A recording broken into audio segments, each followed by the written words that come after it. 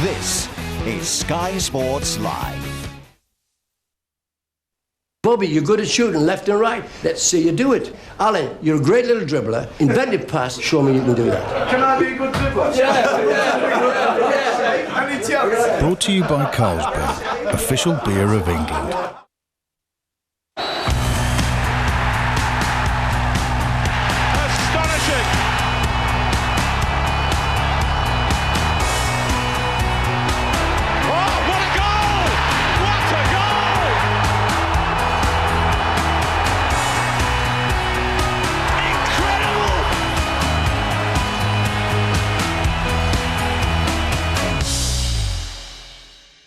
That wasn't good enough.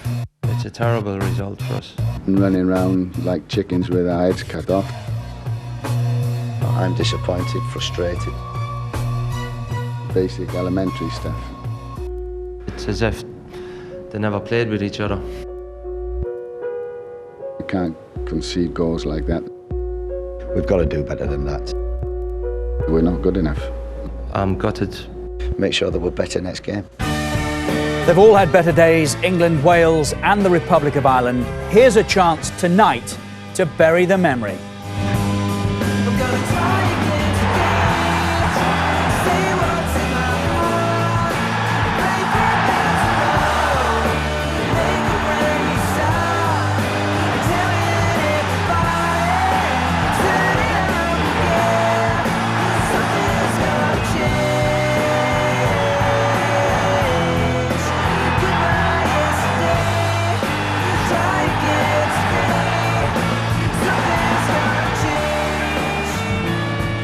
Amongst other things, we've got two live European Championship qualifiers on this channel this evening. First up, it's England's Group E showdown with Croatia, and there's a little pressure on it as well. 3-5-2 tonight. Scott Parker, Jamie Carragher and Rio Ferdinand all start for England. Then it's the Millennium Stadium again, where Wales were undone at the weekend. If they don't beat Cyprus tonight, they can forget all about qualifying, and John Toshak knows that well. I do know that the Cypriots are a lot more difficult, and they have improved a lot over the last few years, and it'll be another difficult game, particularly in our current situation. And over on Sky Sports 2 at 7:30, it's the Republic of Ireland against the Czech Republic. After seeing his team thumped by Cyprus at the weekend, Steve Staunton is another manager under pressure. The performance on Saturday is gone. We know defensively we were very poor. Attacking wise, created chances, scored 2 goals, pleased with that, but obviously wasn't happy with the defending, but it's gone. It's another big night of European Championship football. We have got it all covered, as you would expect. A little later, goals from all corners of Europe, including highlights of Scotland's game this evening against the Ukraine. For England, Jamie, it's 3-5-2. Yep. What is that saying to us? It's a gamble, Richard. I think it's a gamble because of the result against Macedonia. I think if we'd have got a win against them, I think today going into a 3-5-2 would have been more relaxed. I think what it does, it puts a little bit of pressure on the players now. It's a formation I've played throughout my career. I quite enjoyed it. I think it gives you stability in the middle of the pitch. I think defensively you've got numbers. In midfield you've got numbers. My only worry is the 2 fullbacks today. It's going to be an incredibly hard job for Gary Neville at 31. Ashley Carr, I think, is tailor-made for this role. But for Gary, it's going to be a tough night. It's important that we don't get pinned back in those fullback areas. It's a conversation, Andy, we had with Glenn Hoddle at the weekend. You're not a big fan, are you? No, I mean, I'm not a lover of it. I mean, I'm not surprised that England have gone down this route when you look at who's in charge of England. Terry and Steve are probably two of the big advocates of playing 3 at the back. On paper, all they've done, and I stress on paper, is take a midfield player out of the team and put a defender in. Now, I'm not so sure what's positive about that or not. Only the performance in the next 90 minutes is going to answer those questions, Richard. I think that this system works when you put more adventurous players on your right and left side.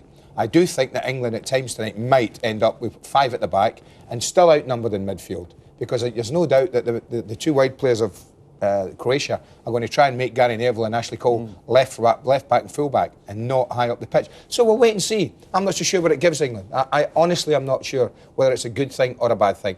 And I actually don't think they played that badly at the weekend. I actually think they played all right. I counted 6 or 7 really good chances that England created and should have scored with at the weekend, and they get hammered for it. Sometimes you wonder, is it worthwhile being an England manager? Well, Jeff Reeves is in Zagreb for us. Jeff, Rio Ferdinand starts, but I understand there was some concern about him at lunchtime. Can you tell us more? Well, in fact, Richard, I just checked with the medical team. What they said was he trained fully yesterday and they were going to wait and see how he reacted overnight. There was no reaction. So the planned fitness test they had for him, in fact, didn't happen. So he now takes his place in this new look England back three. The atmosphere is building quite nicely here in the Maximir Stadium. It's about 100 years old, and if I'm honest, it looks it in places fairly antiquated and dilapidated. That terrace at the far end you can see there, that's where there'll be 3,500 England fans, and they are separate from the rest of the crowd. There'll be about 35,000 people here tonight. That terrace you're looking at now, that's the home of the notorious Bad Blue Boys, and the UEFA delegate has been very, very strong. He said if anybody is found guilty of making racist chants, he expects the local police to eject them and arrest them. UEFA have also warned the Croatian Football Association that if there is any unsavoury incidents, they could be expelled from this competition. Now, we hope that neither course of action is necessary, but I have to tell you, there are serious concerns ahead of the game. Well, let's hope that is the last time this evening we end up talking about it, but it is a concern, Andy, isn't it? It has been there previously, racism. I think it's pretty much impossible to stop it. I think we'll probably see it tonight. I'd be very surprised if that group of real hardcore Croatian fans are going to pay any attention what FIFA are saying, what their own FA are saying. I think they're there partly, obviously, to watch their team and support their team, but obviously partly to give plenty of abuse if they can. I don't think you can stop it. It's very difficult. Not there. Confirmation of England's formation this evening. We've told you Scott Parker starts. Jamie Carragher is also a starter, and Rio Ferdinand at the centre of that defence. Now, Jamie, Glenn Hoddle was of the opinion that England junked 3-5-2 at the weekend the moment Rio Ferdinand was unfit. Is that a view that you would go along with? Yeah, I think pretty much. I think Glenn was probably correct in that assessment. I think what Rio will offer us is because he's so comfortable on the ball, and against Andorra, I know we're talking about Andorra here, who are a second-rate team. He really did come forward with that ball, and he almost added to the midfield area.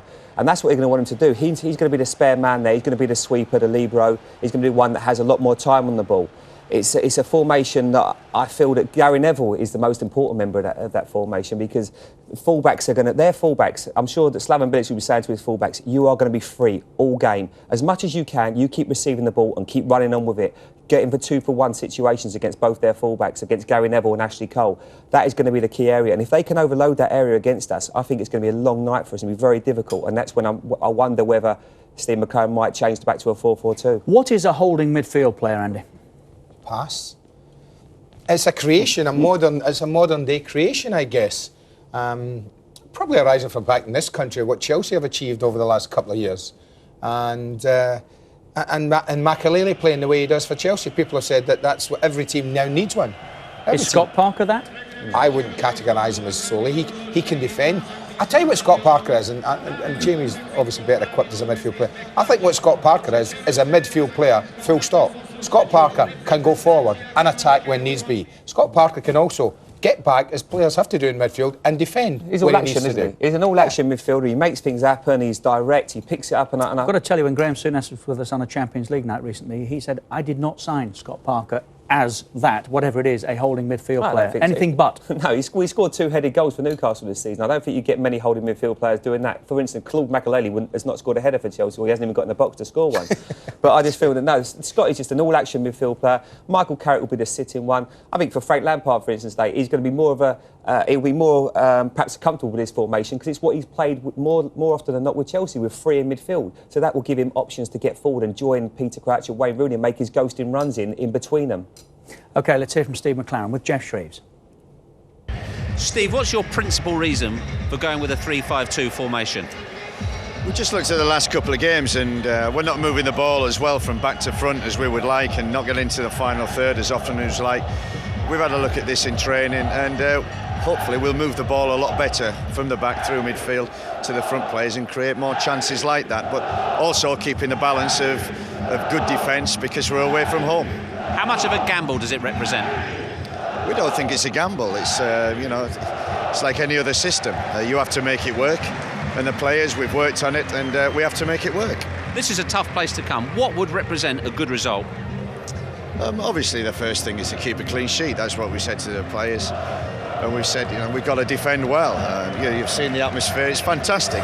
This is what it's all about. This is why, you know, we're involved in football for these kind of nights, and we've got to show the character, the experience, the resilience that got us a result in Macedonia. Thanks, Steve. Good luck to you. Thanks very much. If it doesn't work, he's going to get some stick, isn't he? Oh, without a doubt. On the other hand, is he trying to do what England have failed in recent years to do, and that is spring a surprise, be different, flexible. I think that's flexible is a good word, Richard. I think under Sven Goran Eriksson, there was no flexibility. He didn't have a changed players, he didn't change formations, and people questioned him for that.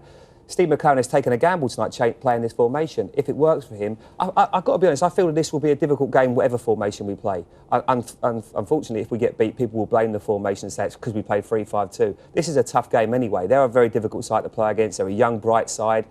A young manager that I feel is taking Croatia the right way. So I don't think the formation is going to be the be-all and end-all of the result today. Just on that point, Slaven Bilic has had a lot to say this week, hasn't he? Why not? I mean, he's winding up his country, he's winding up his own fans, he's getting them up. It's the biggest occasion that Croatia, that young Croatian country, as a football nation, have ever faced. England, one of the top nations in world football, arriving on their patch to contest not a friendly, but a competitive game. So I don't see anything wrong with what he's doing, winding people up and getting everyone going. I honestly don't. I agree with that. He knows this is an important time for Croatia. He'll look at this England side. There's been a lot of negativity around us after the performance on Saturday. He'll think, what an opportunity to make my name as a manager. He's almost like been on a. He's almost been trying to talk his way into the Premiership club. Listening to him this week, he's on the job application. There's been one game incidentally played already in this group today. Andorra and Macedonia in the yellow jerseys here. As you can see, the Macedonians have won it by 3-0. Well, that's now by Pandev with this goal, Richard. But that's now Macedonia 7 points, level with England. Absolutely. So even more pressure. That's a big result for them that weekend. Does this look like an international arena, by the way? No, it doesn't. Pandev was excellent on Saturday as well, Andy. He's a really good footballer. He caused England so many problems just playing in the hole. What's she sending off centre circle? Take that. Oh, I didn't see that. What did he do? Oh, what about that? Yeah, and he's argued it. Yeah, brilliant. He's arguing he got an elbow look on the way into the centre circle. He took a chunk out of him. Look, middle of the pitch, bang. Well, he might have got a little nibble, to be fair, but you can't take retribution like that without expecting a red card. And this is a pretty comfortable. Most teams will go to this, to Andorra, and win. Very surprised we don't. It's 3 points. It's what they would have expected, and it just tightens everything up at the top of the table. Confirmation of what Andy was saying at the top of Group E. That is the Macedonians now on 7 points, like England and Israel, but they have played a game more than both of those two teams. Russia, incidentally, are currently playing against Estonia, and they are a goal to the good. And there is literally just minutes left in that match. We'll give you the score when it's over. Confirmation again of what we have coming up later in this programme. Goals from all over Europe this evening. If they're good enough, and it's worth it, something approaching 13 different matches tonight. The Republic of Ireland's game against the Czech Republic, we'll have highlights of that. It's live over on SkySports 2 at 7:30. And we'll also see how the Scots get on tonight in the Ukraine. Big night for Frank Lampard this evening, who makes it to his 50th cap for England.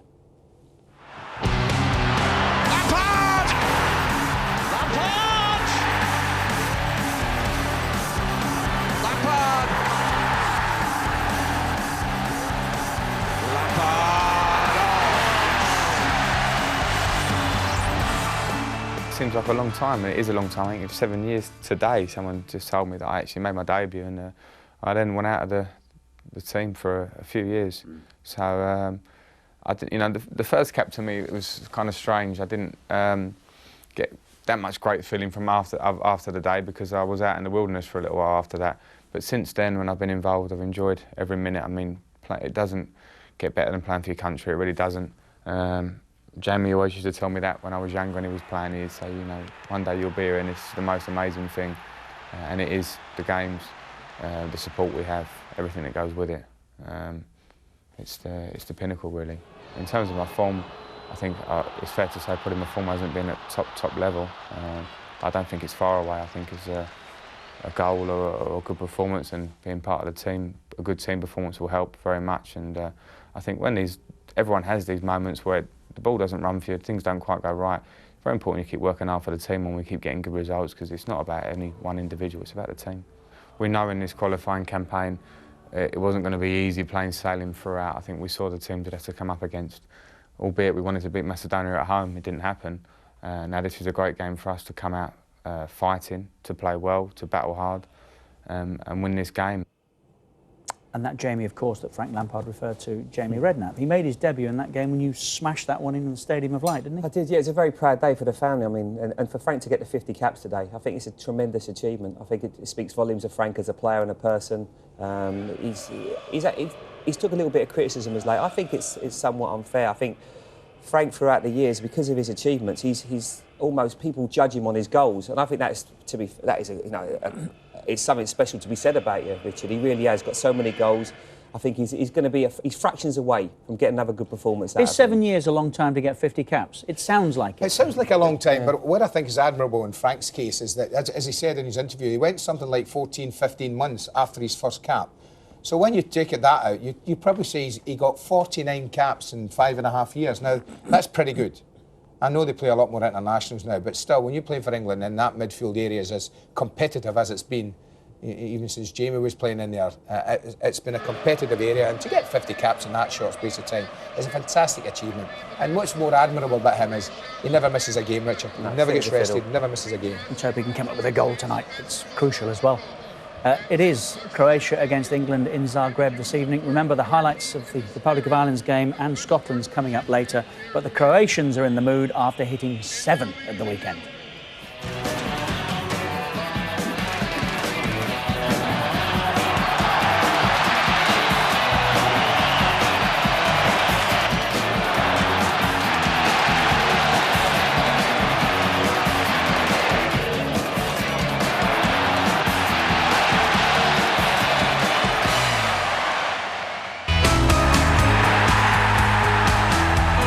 Beer of England.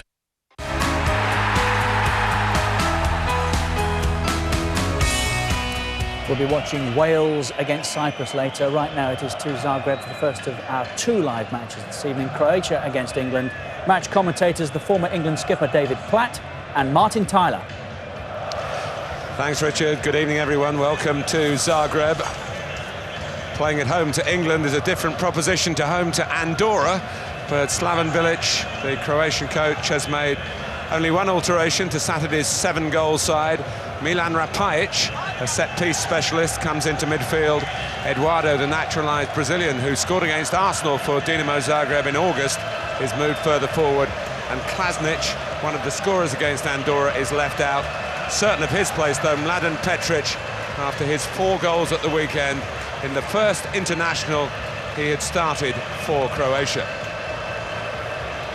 Formation as well as personnel changes for England. Rio Ferdinand fit again. Jamie Carragher called upon in a 3-man defence. Scott Parker given the chance to show his midfield qualities at this level after just a couple of cameos in friendlies, and they were 3 seasons ago. Out are Steven Gerrard, suspended of course, Ledley King, who's injured, and Stuart Downing, who's dropped after starting the previous 4 games under Steve McLaren.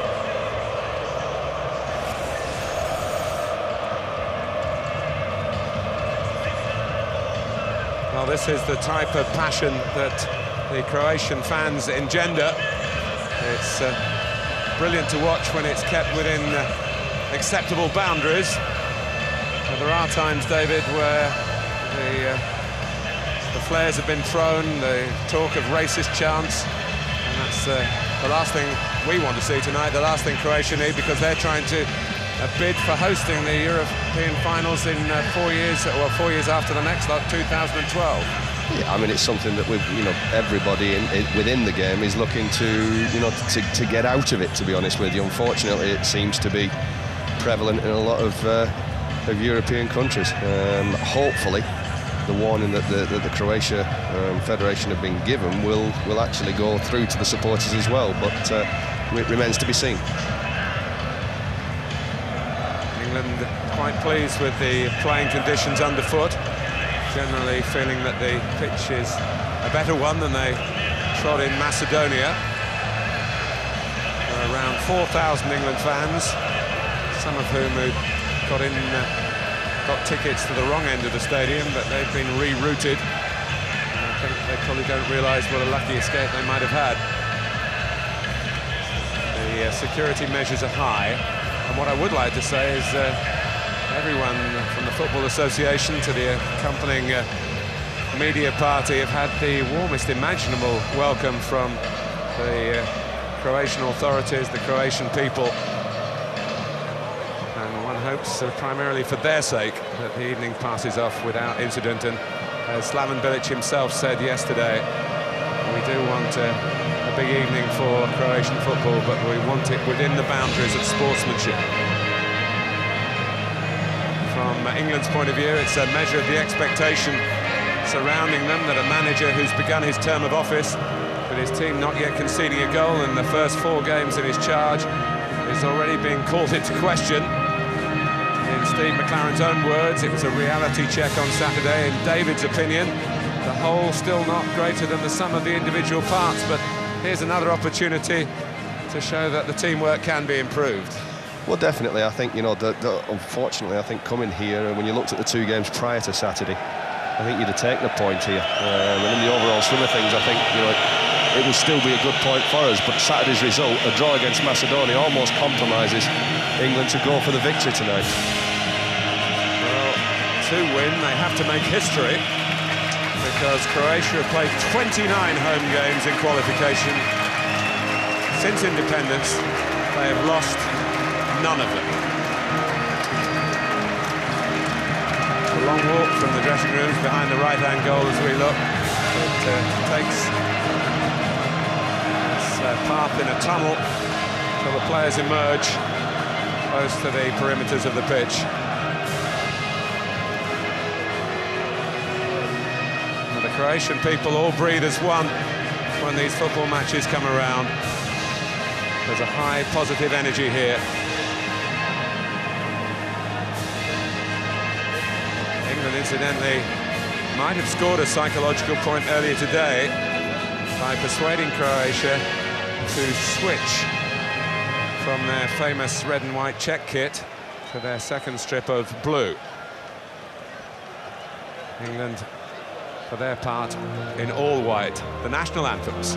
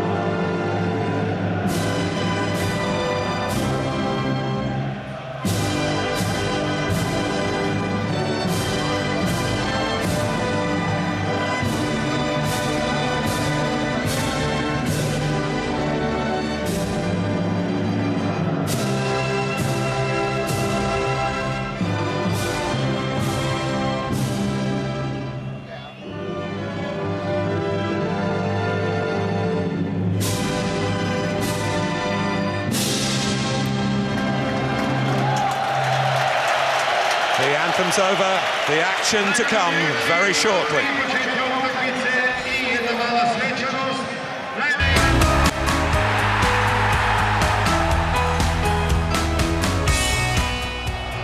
Remember later, Scotland's goals, highlights of the Republic of Ireland's game, and after this we'll be watching Wales live. But it's back to Zagreb, Croatia against England. Match commentators, former England captain David Platt and Martin Tyler. Well, it's a big night for England and for Scott Parker in particular. Unusually, he's winning his 3rd cap, representing 3 different clubs. First with Charlton, second with Chelsea, and now, of course, as the captain of Newcastle United. Steve McLaren has set out his stall for the first of 4 consecutive away games in this group for England. And the psyche of this England group of players is that they usually respond to criticism, and there has been some flack flying around since Saturday. The referee is Italian, Roberto Rossetti.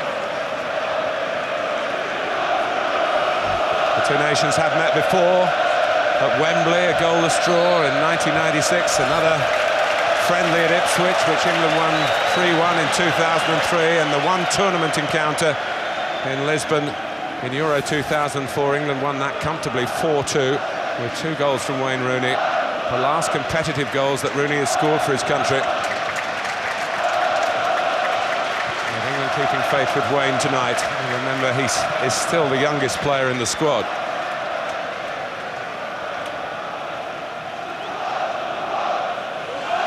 John Terry has got Rio Ferdinand to one side and Jamie Carragher to the other. Ashley Cole hoping to show that there's midfield responsibilities as well as just defending on England's left side, and Gary Neville, who played a lot in the opposing half at Old Trafford on Saturday against Macedonia, will need the legs to get forward again. Going up against Crouch.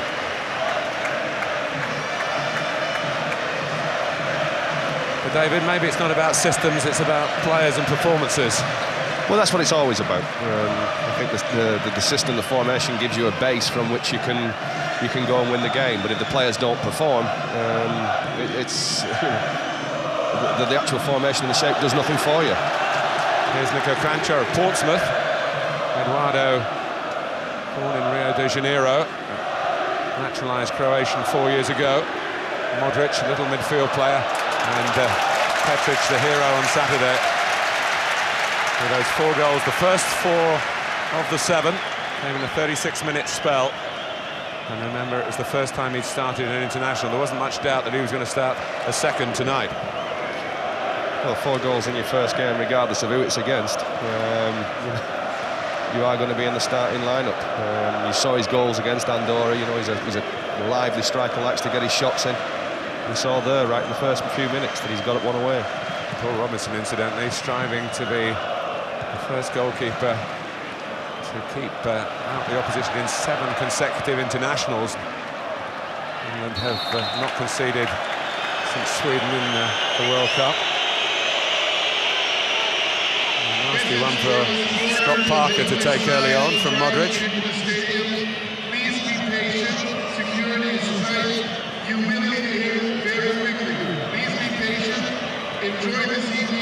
The referee not thinking about a card. I think some would have done.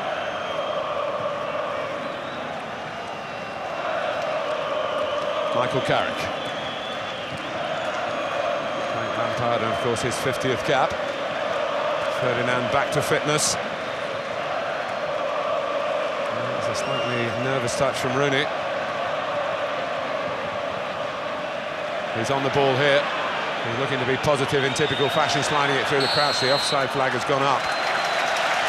Patikosa came and claimed easily enough. It's a poor run from Peter Crouch. It's a straight run. It's just got to be a little bit tighter.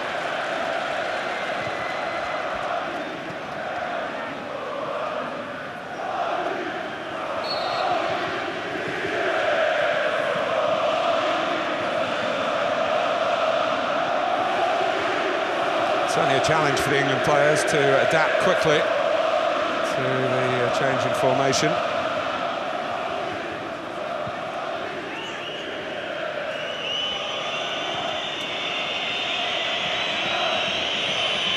Carragher.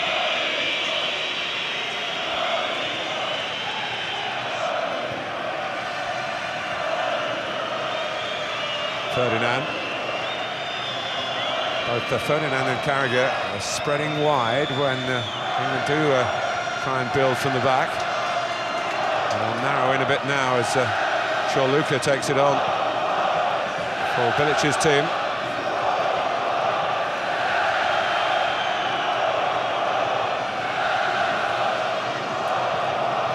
It's their new right back, Luka. He's only won his international spurs since the change of management, since the World Cup. Ahead of him, Rapajic has covered plenty of ground in international football, and he just had a little chip at Ashley Cole then with a hand raised. Talk about the fans being a bit volatile, but some of the players can be that as well. Game at the moment, Martin, it's almost like a boxing match. They just try to find each other out, find where the tactics are, where's going to cause them a problem with the different shapes that are on show. Both teams just letting the back players have the ball.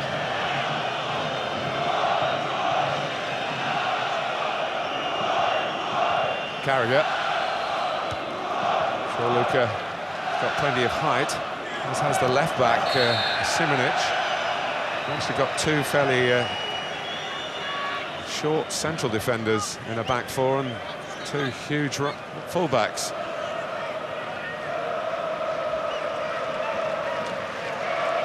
Let's get a word from our touchline man, Jeff Shreves. Jeff, what have you got for us?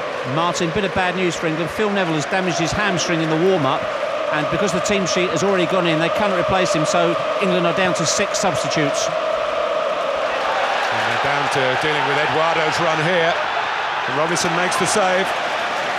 First real spot of trouble for the back three. And Eduardo got in. There's a good chance for Eduardo there. And there we've seen the problems of the back three already. Don't see it in that replay. But a straight ball beats us, and all of a sudden he's in behind. Don't think any of these players, the back three that are there, Jamie Carragher, John Terry and Rio Ferdinand, have probably played in a back three for a significant period of time.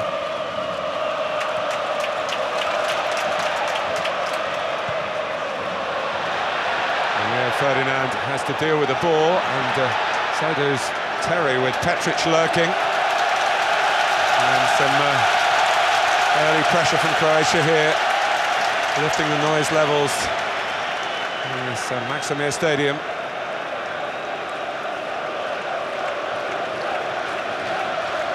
Luka's throw. Modric. Coming to the header, the captain Niko Kovac, one of the two brothers who England have seen before.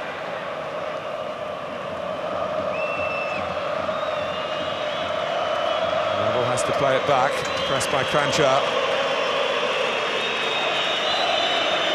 I think that's going to be a big problem, Martin. Every time Gary Neville's had the ball in this first 10 minutes, he's had one pass wide and he's had to go back to his centre-half. You go to Slaven Bilic and you're looking at that, I would say that that's what you're looking to do. Let Neville have the ball and close off all his angles, all his options, and England can't hurt you. Here's Rapajic, left-footed but coming from the right. They've got Kranjčar on the other flank, who's right-footed and comes from the left.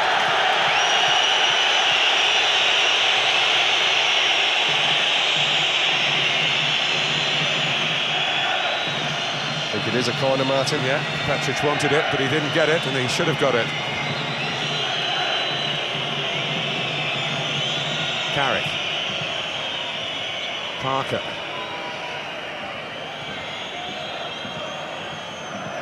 Carragher has certainly got the character to deal with an occasion like this.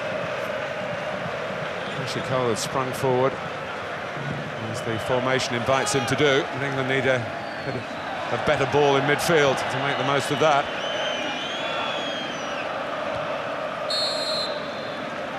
Push into the back of Niko Kovac by Frank Lampard.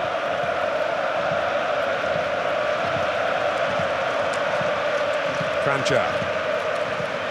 Šimanić, who was sent off by Graham Poll against Australia in the World Cup, as in the end was this fella Šimanić. He was actually given 3 cards by the English official. Šimanic's ball was a probing one, and Rio Ferdinand could only glance it behind, and it's certainly a corner for Croatia this time. Kranjčar's just had a couple of outings since moving to English football.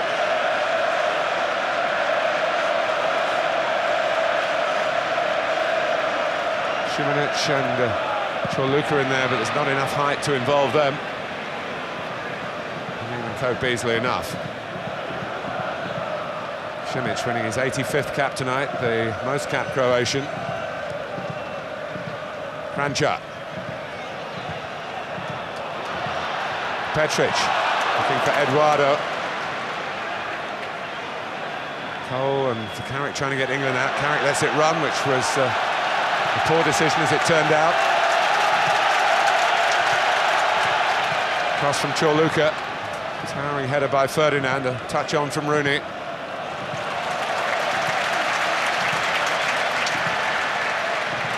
And here's Šimanić, who was born in Australia and could have represented that country, of course. Chose Croatia at a time when Australian football wasn't as strong as it is now.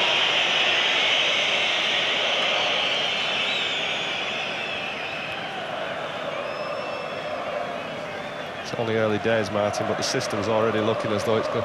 The problems on paper are actually being portrayed on the pitch, I think. Rapajic takes Gary Neville back, and Šimanić, the left full-back, can come back as far as he wants. Can come forward as far as he wants, so. Here's Chorluka. Niko Kovac is coming up 35 and perhaps not quite the player that he once was, but still holding down a place in this very close-knit Croatian football community. They're not so close-knit that they weren't beyond going to Slovenia for their training camp. It's only about 20 miles up the road from Zagreb. Slaven Bilic wanted to keep his players away from the temptations of the city. He did leave out 3 from the squad that played in Russia recently for breaking a curfew. Neville still looking as though he's a player in unfamiliar territory. Amazing what sort of 20 yards or so can do on a football pitch. And you're a right back in a 4 and becoming a right wing back. Angles, as David was saying, sensing when and where to make your move. He's pushed on a little bit here. This is the lack of options he has wide though, Martin, when he gets the ball. You can see he can only go inside. And cross is perfectly measured for Rooney, who's taken it down well. Was tackled well by Robert Kovac, who was one of the Croatian defenders that Rooney really took apart in Lisbon.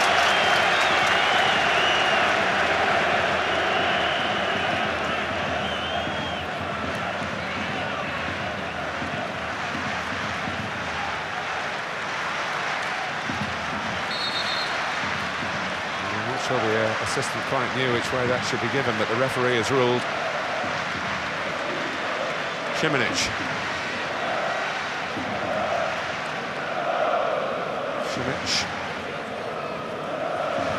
Šimanić, a bit like Rio Ferdinand, was only pass fit today. He too has a sore back. The goalkeeper, Pletikosa, was on the verge of signing for Fulham in August.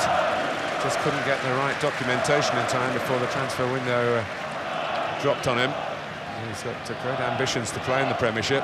He's probably hoping to show off his qualities here, but at the moment England haven't worked him yet.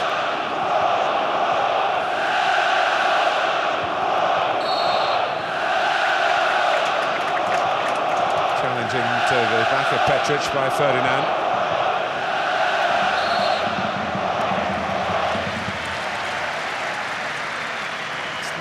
Close enough here, the designs of the stadium, to be really intimidating, but there's certainly an aggressive edge to the support. Very strange stadium, incidentally. It's as though it's been built from a kit, but when they opened the box, they didn't have all the pieces in the kit.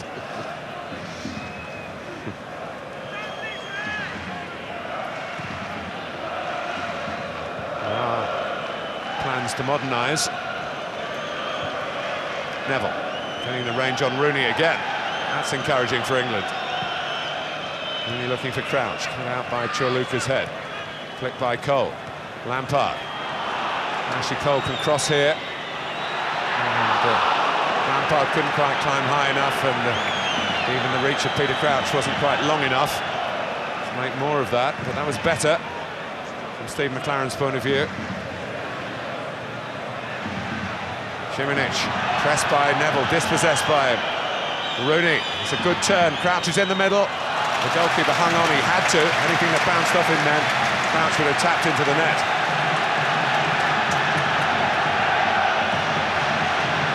And here's Rapajic. Petric. Anchar. It's looped up and it's comfortable for Robinson. Game just opened up in the last couple of minutes, a couple of chances for England. And Croatia have counter-attacked and taken us down to our other end.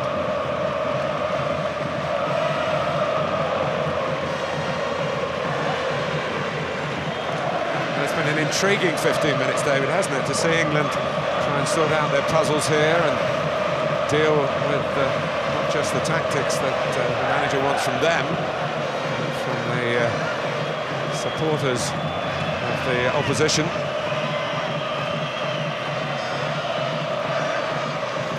I think Bilic has done his own work on paper. It's common knowledge, really, that England were going to change the system. He's looked at the characteristics. Obviously, he'll be aware of our players, and he's looked at the characteristics of them.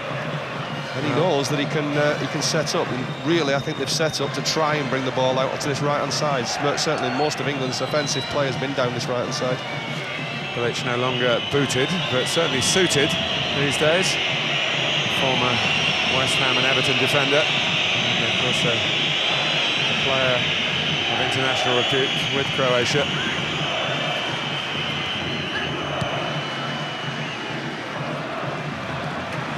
Well, that time it was Jamie Carragher who made progress down the left, and Ashley Cole showed responsibility in covering for him. A little change over there. The kind of tactical thinking, I think, that was not evident on Saturday, Martin. We seem to be all over the place. Players were all roaming about the pitch and nobody really covering them. But we saw there Jamie Carragher got forward and Ashley Cole sat in. That's the kind of game intelligence that you want at this level. Well, again, Ferdinand's clambered all over Petric. It's a foul. Petric looks a big, strong boy. Looks as though he can cause problems to anybody. He's quite happy to have the physical battle with his centre-halves. Well, he's 25, he's been languishing, if that's the word, in Swiss football. And he's been out of favour with previous Croatian managers. He had a taste of international football as a substitute a few years ago. England know that he's a danger man, and Rio Ferdinand in danger of getting into serious trouble with persistent infringements here, although he's having a go back, which is not perhaps the wisest course of action. Bit of finger pointing. The referee's handled that very well because it was a nothing foul. Petric made a meal of it. I think he bought it.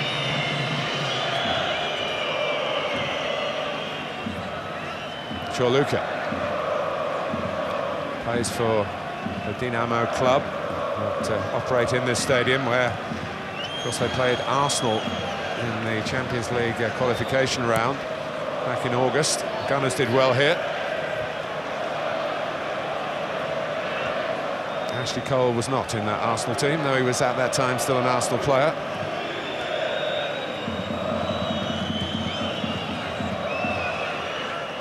Neville. Šimunić partially dealt with it. Šimunić to help out. Niko Kovac. England have got to be aware, as if players like Modric and Kranjčar get the ball a bit further forward, and very good at finding holes with short passes for the likes of Eduardo and Petric to run into.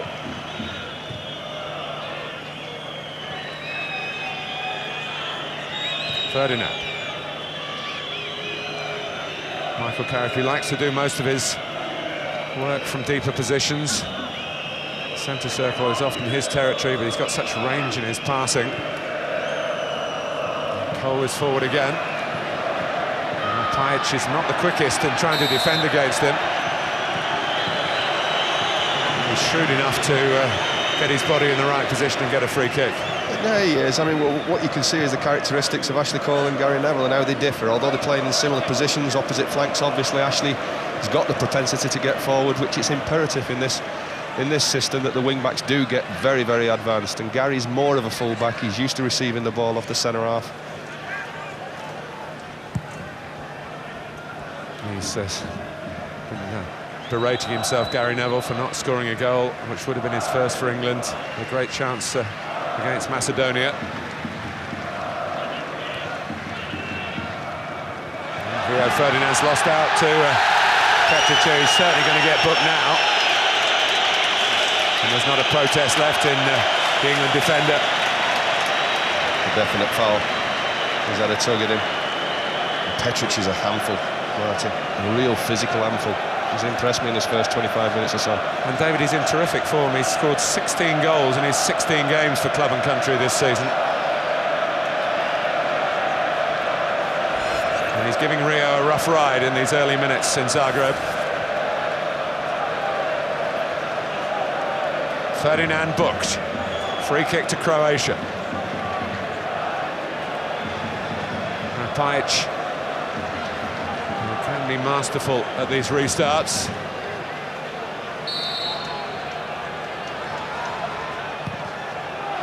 And it's one that is aimed into a runner to try and flick it on. The runner was Niko Kovac. A small player, Kovac. A tremendous leap. Scored against us in Euro 2004, both Croatia's goals against us from set pieces. He gets on the end of this. It's a decent challenge again from Jan Terry. Just does enough to put him off. Croatia haven't really troubled. Steve McLaren was talking in his interview about the changing system being for an offensive situation, for an offensive reason, and yet... Here's Rooney after Ashley Cole, who was certainly showing the attacking varieties of this system with his positioning then and again here. Sorry, David. Yeah, sorry, Martin. You know, it was his principal reason was for offensive purposes, but I think England have come here and they've shown respect to Croatia. You know, we're keeping the ball, we're letting them have the ball, getting very, very compact as a team defensively. And some confident passing from England here, from the back into midfield. Fully taken down there by Chorluka. And he's played into trouble by Robert Kovac. Lampard. England playing on until Carrick put it out. After a moment's thought. We saw one of these on Saturday, David, didn't we? We did, and you know, England had 2 or 3 passes there. It's a very strong challenge by Frank. I don't think there's any harm in it. And I think Chorluka makes a meal of it, to be perfectly honest. I think Frank understood that, and that's why he wanted to carry on. He knows, a player knows when he's caught a player or not.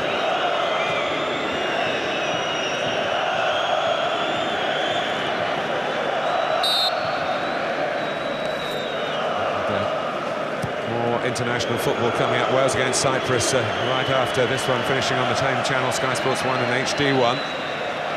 And then an alternative for you, the battles of the Republic, the Irish and the Czech. And that's SkySports 2 starting at 7:30. Here's Lampard. Rooney makes a diagonal run and reverses it back to Frank Lampard.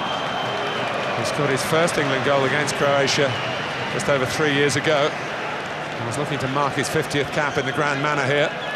What the shape does, for Frank Lampard in particular, it enables him to vacate the midfield. He's got Scott Parker and he's got Michael Carrick in there to sit for him, so he can vacate the middle of the park and get forward earlier than he can do when he's only in a 2. If anybody needs a goal, it's Frank. I agree with Jamie at the top of the programme saying that his performances haven't been that bad, but unfortunately because of his goal record, that's what he's judged by. Lampard got it through to Rooney. And Chorluka had to play safe. When he turned, he suddenly had Peter Crouch in his sights.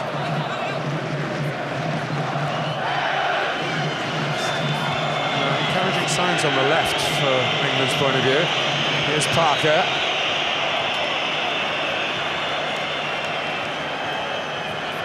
England, of course, boosted by the terrific news of the under-21s last night. A victory that showed the value of a really explosive pace, and also why Theo Walcott was an outsider to come into the World Cup squad. John Terry's always going to challenge there. Patrick Scholes, what a physical handful he's going to be in this game. The three centre-halves are going to always have to be on the mettle tonight. Here's Jamie Carragher.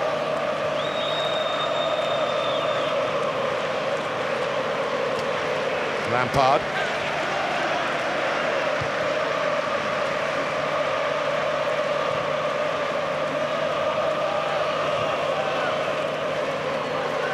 Well, 25 minutes gone here, and England showing signs of coming to terms with the way they've been asked to play in this match.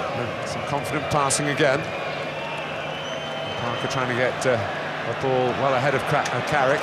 Here's Lampard. That was a little optimistic, but again, an indication that there's some belief.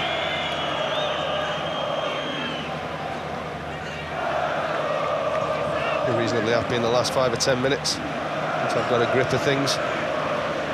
Really troubling the Croatians too much, but not having the problems. Eduardo. Here's Rapajic. Oh, an unmarked Nico Croatia. Robinson keeps it out.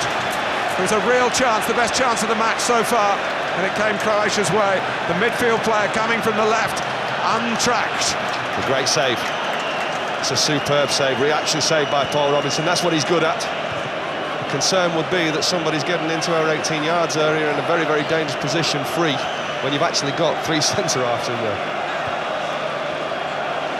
Oh, and it's a miscue by Robert Kovac, who I must say, by his standards, played for top clubs in Germany and Italy. Gets on the end of it. Should have done better, Cranshaw. But even so, it's point blank. Paul Robinson does well to turn it away.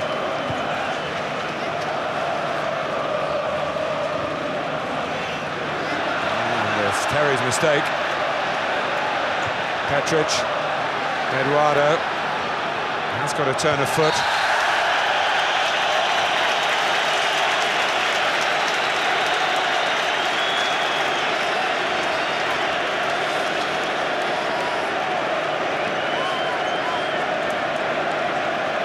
Can't be giving silly free kicks away from that. Not in these kind of areas. It certainly came from England giving the ball away in the first place.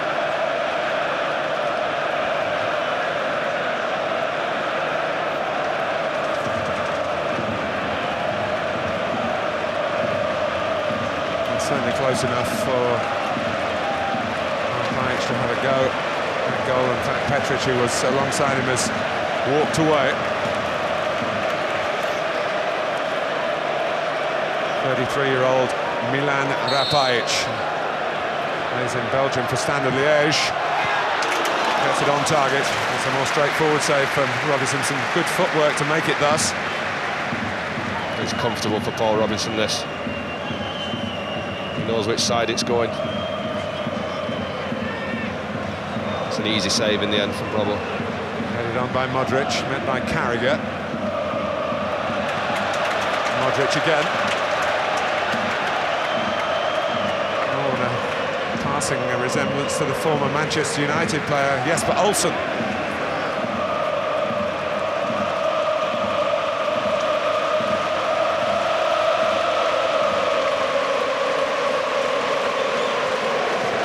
It's Modric again. Luka.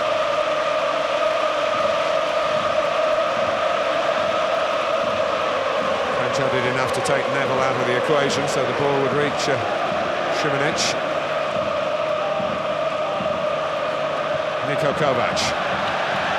Measured build-up by Croatia here. Oh, nothing measured about the cross.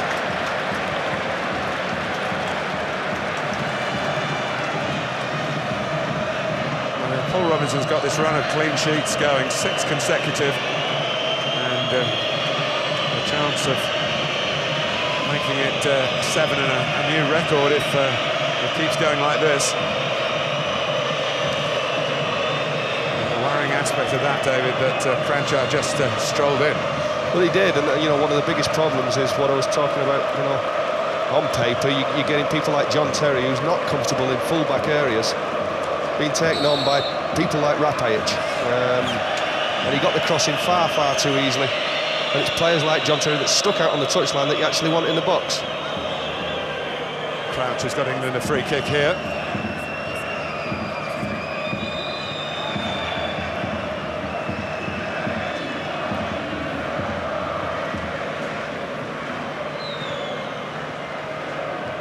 Handed out by Chorluka. And trying to stop Croatia counter-attacking here. Kranjčar. Bit of space that Niko Kovac tried to get into, but Modric tries again. Chorluka. Rapajic. There's a pullback on for Petric. He's missed his kick. Kranjčar blocked by Ferdinand. England struggling at the back again. Well, the fullbacks are getting too much space. This is on target. Fortunately enough, we've got players in there to block it. But he gets the crowd going again, Martin. Rapajic does magnificent. Shouldn't be getting behind up Ashley Cole. Probably wouldn't do if he was in a left full-back position. Over Eduardo da Silva. Comes out to Niko Kranjčar. And Robinson's needed again. And the danger still hasn't passed. Šimanić. Asking for handball. The referee's blown for a push. Šimanić at the far post. Too many chances here, Martin. Great cross to the far post. Šimanić gets an header back. Good defending again. He's giving it for the push. Important now that England just take the steam out of the game for the next 2 or 3 minutes.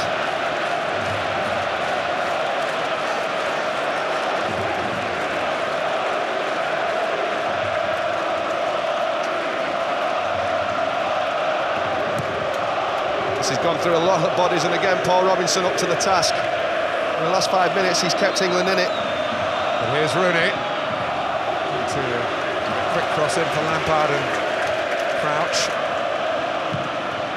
Followed away by Niko Kranjčar. His father was Croatia's coach in the World Cup finals, and the son had to deal with accusations of nepotism.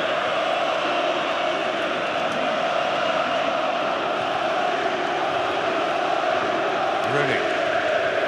Carrick. Croatia are quite happy for Jamie Carragher to have the ball and progress down that left-hand side, but as soon as Rio Ferdinand gets it on this side, Bilic has identified him. He's our best defender at carrying out with the ball, and Petric gets out to him so quick and stops him from crossing the halfway line. Gary Neville able to get a cross in, and England get a corner. It's a miscued header by Robert Kovac. I must say, by his standards, has been distinctly below par. England trying to prey on that.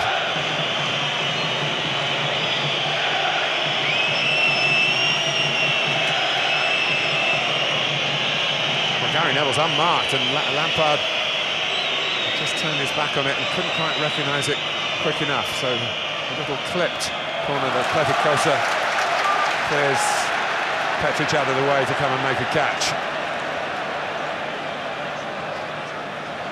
But it's an enthralling contest, because England looking as though they might create some avenues going forward, but every now and then looking extremely vulnerable at the back, and encouraging the Croatian team and their voluble supporters.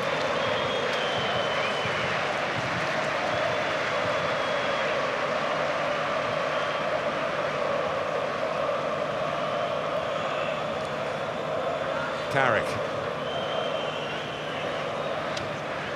Rooney coming deep. Lampard is forward, and so too is Cole. Chorluka was caught between them. Ashley Cole gets in a cross, and Robert Kovac played it against Lampard. Goal kick.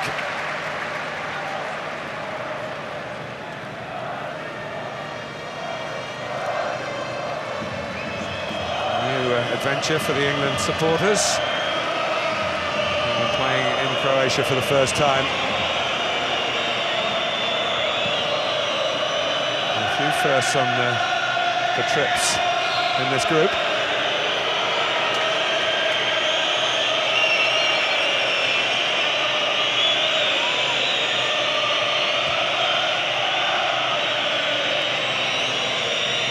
Ferdinand. Just over 10 minutes to go to half-time. 0-0 in Zagreb. Parker. Neville. Modric trying to clear his own penalty area. Lampard.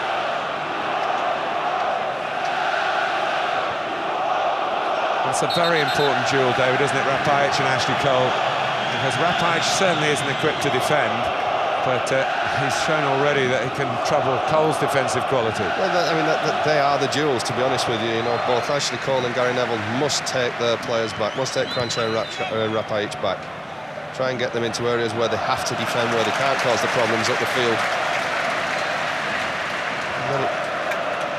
I have to say that I think England have done it very well on the left-hand side, you know.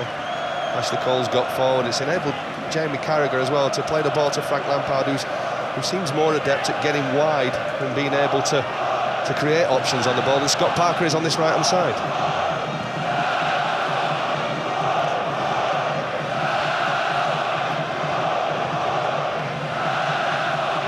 Rapaic keeps it in. Looking long for Eduardo. So Terry gives it away, and then the flag goes up against Eduardo da Silva.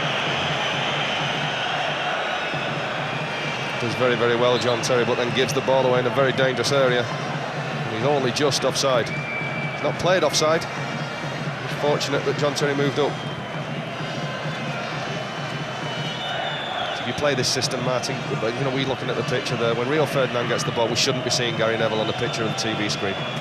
It's too close to him. Lampard. He saw Gary Neville.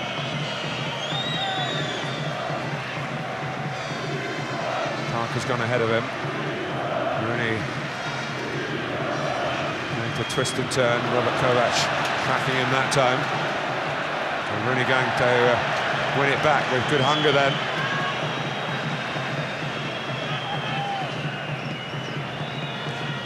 Well, Steve McLaren and Slaven Bilic patrolling their technical areas. I feel that their coach is very much hands-on on the way this game is being played. Here's an aspect of international football, whether there is enough licence or whether the players now actually have the ability out on the field to make switches themselves, see things at close quarters and just adjust.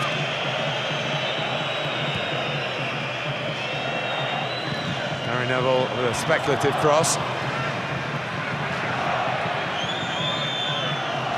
Rooney in a more confident mood might have seen that at his range for a shot, but he played it safely and sensibly. Headed out by Robert Kovac, then by Niko Kovac.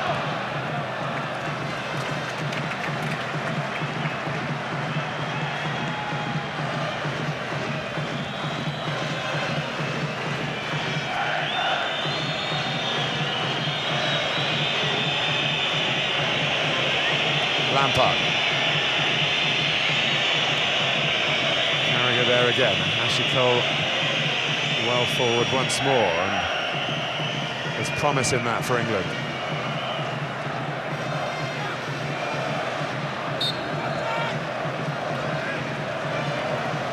think having the extra midfield player in a central position has enabled England to have some passing options in there. And they have actually looked better in terms of passing it in the middle of the park. Not really got in behind Croatia, but they have looked better with the three-man central midfield. Unfortunately, I don't think they've looked as comfortable with the consequences of that in this formation, i.e. three at the back.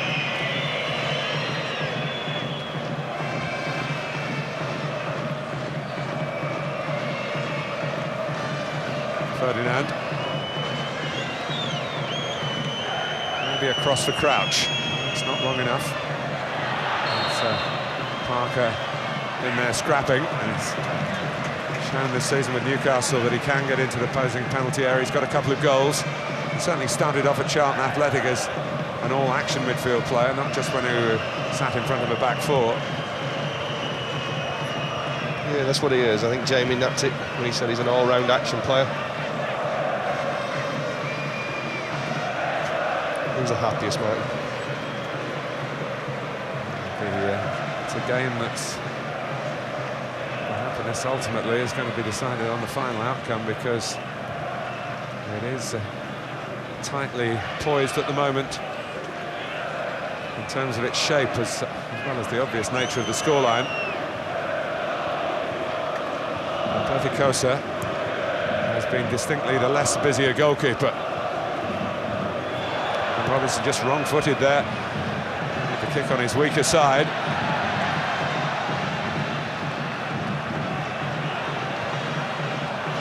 Modric. Rapajic. Winding up for one, the ball just bobbled up a little bit as he let fly. But he is a dangerous customer to allow to shoot from that type of distance, even from that type of angle. Yeah, I think you've got to know the characteristics of the player, to be honest with you. A little bit of a maverick, great ability, great tight feet. You look at that from that kind of an angle, that kind of shot. A little bit optimistic, but he can do it.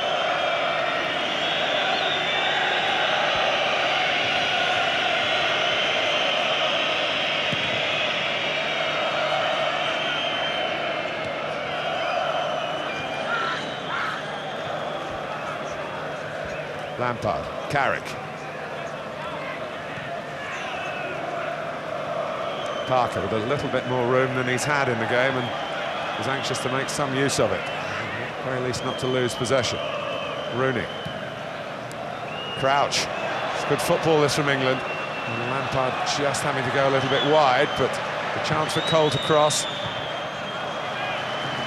Headed away by the veteran, Dario Simic.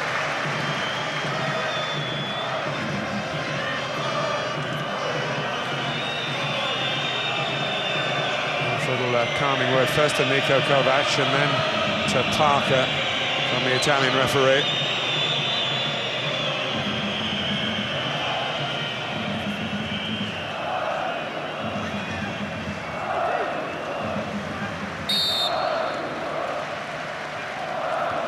Carrick. That's a mistake by Cole. Eduardo on the move. Scott Parker's filled in responsibly. Caught England a bit of needed time. Eduardo again. And still. And England making a bit of a meal of getting this away.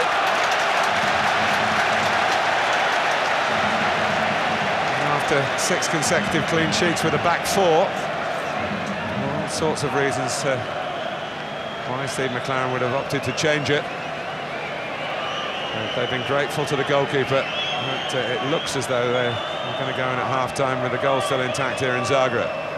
Still a couple of minutes for Croatia to change that. Now Pajic, away by Carragher, safely and securely.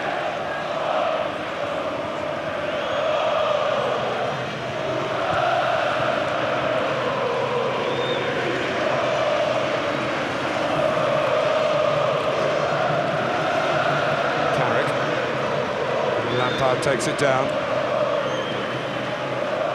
Advantage played by the referee. A free kick in Cole's favour. It's going to be a free kick in Parker's favour here against Niko Kranjčar.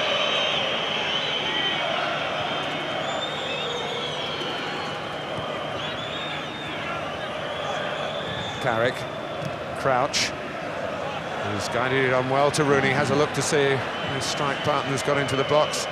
Gary Neville just whips it in.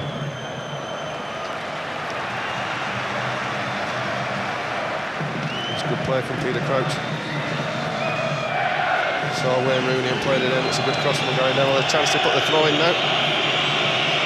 This is one that worked well in Macedonia.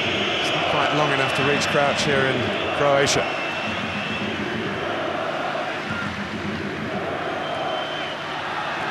Modric. And Chorluka has been sprung forward here. Maybe Croatia's last attack of this first half.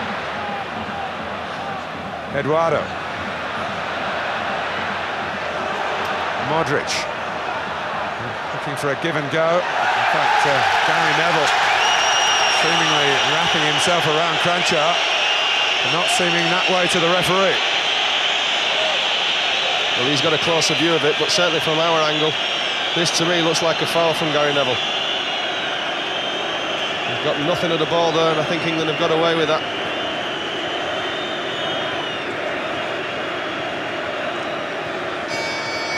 Lampard.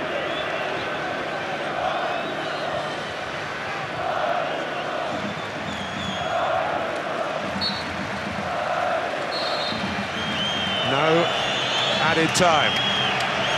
Well, Paul Robinson still has his run of clean sheets going, but it's his own agility that he's got to thank, rather than perhaps the system of defending in front of him. At times England have passed the ball around confidently, particularly on the left-hand side with this switch from Steve McLaren and Terry Venables. And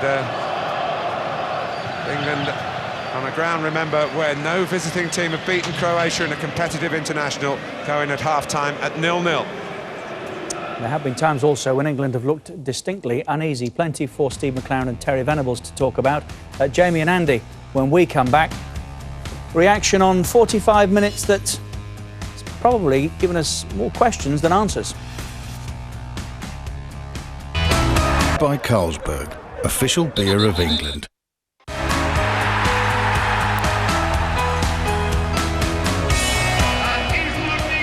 A lot of England fans still outside, some 200 or 300 who were slowed, in some cases stopped almost from getting inside the arena, and as you can see they showed some frustration. That's as bad as it got, we believe. If we have any more on that, we'll let you know. But that's not what we wanted to see tonight. England are in Zagreb. It's the Czech Republic for Steve Staunton's Republic of Ireland tonight. It kicks off at 7:30 on Sky Sports 2. Our second live game tonight features Tosh and Wales. Cyprus, the opposition. And Paul Jones loses his place tonight. Lewis Price of Ipswich starts in the Welsh goal. And that's our second live game this evening, right on the back of the match that we're currently watching. In Zagreb, it's Croatia 0, England 0. Report, Jamie, what would you be saying after 45 minutes? It's been uncomfortable, Richard, it really has. The problems with the formation have been evident. We mentioned before the game that the full-back areas in behind them are going to be very difficult, and areas that we really have to patrol well, and that's where they've had their best chances. And Nico Kranjčar, he has had their best three, and it's been hard game so far. At times, would you go so far as to say it's been torrid for England or not? I wouldn't say it's torrid. I think they've done OK. What does Steve McLaren change information for? To use the ball better, to move it better from back to front? I don't think they moved it any better than England could in their normal system, Richard. I don't think that's worked in that case. They've threatened a couple of times, a couple of half chances, nothing else. I think it's been more defensively they've had the problems. The other way around then, have the chances that the Croatians have had come as a result of the change in the system? Well, possibly, and you say possibly because when we see the chances, when you play with the three, and this is a classic example, you can see the three centre-backs and Ashley Cole's ahead of play, and suddenly they've got 3v3 to all intents and purposes, and they've worked the centre-backs. The last place England want John Terry is where he is now, out in the wing, trying to block across. I think they have. I really do believe that they've been part of the problem. I think not so much on the first one, but the second one we'll see again, which is another Nico Kranjčar chance. I think that one was even more evident, where Ashley Cole gets caught out of position and the ball gets in behind him. I expected more problems on the right-hand side, Richard, but this has been another problem. We haven't kept the ball up front. Peter Crouch is sloppy, he loses the ball, and look, there's the full-back out. He's their spare man all the time, and they play it in here, really, work it really well. And he is in. That's too easy, Richard. That is too easy. And he takes Ashley Cole on, comes back, and this should really be a goal. See, what you'd be doing in that situation, Richard, is not Ashley Cole, because Jamie Carragher's the left of the three. He's the one who should actually have been dealing with the problem. But because he's unused to dealing with it, he hasn't dealt with it, and it's caused problems. This is another chance they've had. All right, a long-range shot, you're going to get them. That's just come from a set play. But England have been uncomfortable in defending. And we're talking about three of the best defenders in the world, allegedly here, looking uncomfortable. Is it because of the system, or is it because of the pressure that they've been put under? It doesn't help, Richard. The problem you get is week in, week out, John Terry, Jamie Carragher, Rio Ferdinand playing a 4-4-2. And so it's a foreign formation to them. And they have actually exploited those areas really well. Slaven Bilic has realised that if they keep getting down the sides of England, they will get chances. Yeah, question. When was the last time you saw Jamie Carragher 3/4 of the way up the pitch on the left wing? And he doesn't want to be there. He's right-footed. He's now playing on the left-hand side. And Rio Ferdinand and Jamie Carragher have probably had most of the ball for us. That's perfect for Croatia. We don't want them on the ball. I think it changes it. It's an admission of a mistake if he changes it at 0-0. I think the one thing I would say, probably they're a little unlucky that Ledley King isn't fit, because Ledley would probably have played as one of the 3 centre-backs, and it might have made them better balanced. 45 minutes gone, Croatia 0, England 0. It's the first of 2 live matches that we have this evening. It's Wales after this. Remember, we'll have highlights of the Republic of Ireland's game and Scotland's goals, amongst many more, later.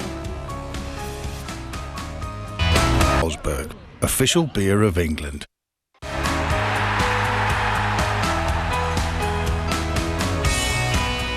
After getting thrashed by Cyprus at the weekend, it's a really big night for Steve Staunton and the Republic of Ireland this evening. They meet the Czech Republic. It's live on Sky Sports 2 at 7:30. We'll have highlights here later. Coming up this weekend, Saturday lunchtime, it's Wigan against Manchester United on Sky Sports 1. Reading play Chelsea at 5. That's a pay-per-view offering on Prem Plus, channel 480 for details, or call 08705 160 160. And Super Sunday takes us to St James's Park this weekend. Newcastle play Bolton. Gary Speed and all, 3:30 start. The reason I mention Gary Speed is he will be with us here shortly to watch Wales play tonight. It's a big game for them as well after their results at the weekend.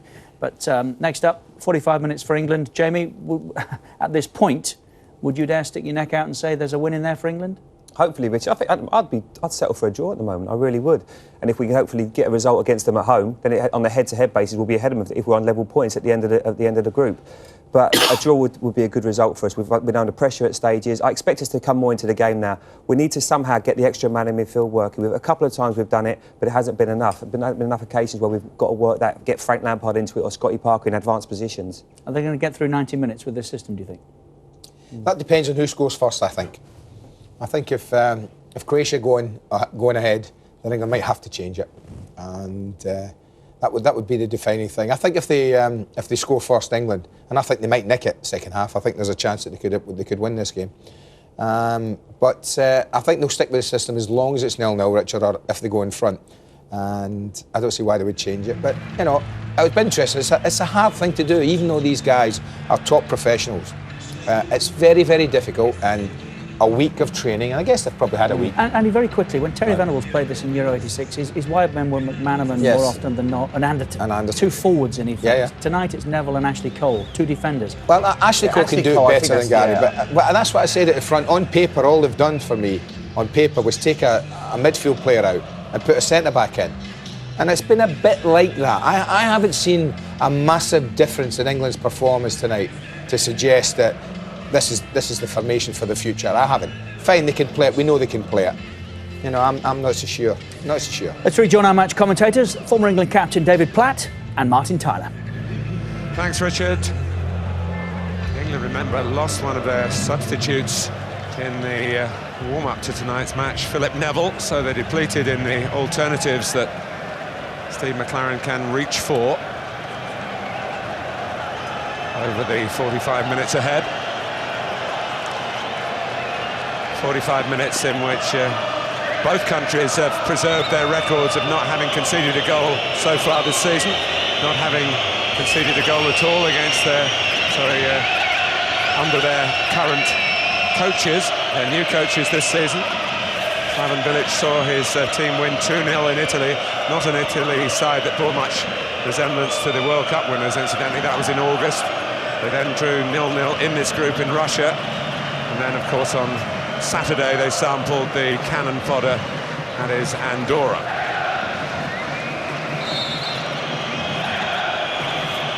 But England haven't really threatened that side of Croatia's game.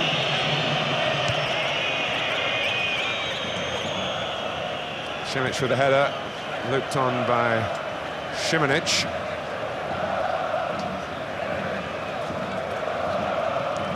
Carragher. Rooney and Crouch not quite close enough together.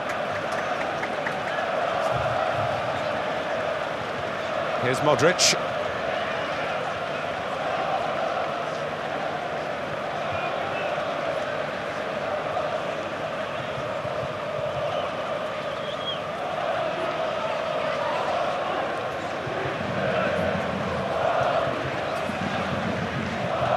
Who had 3 efforts at goal in the first half. Here's Niko Kovac. Kranjčar's ball, a little nudge pass. Pajic got onto it and his shot took a deflection. And England have conceded the first corner of the second half.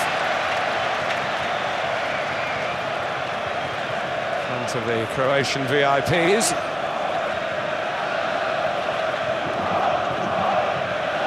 Kranjčar to take it. Eduardo in front of Paul Robinson.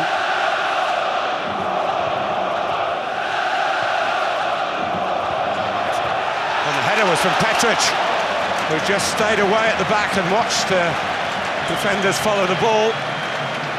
The problem's the zonal defending again, Martin. You don't mark men.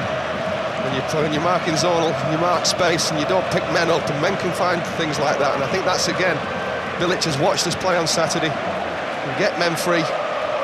Paul Robinson saves us again. Pajic's corner, Robinson gets a hand to it on the stretch. And cleared by Neville. Here's Modric.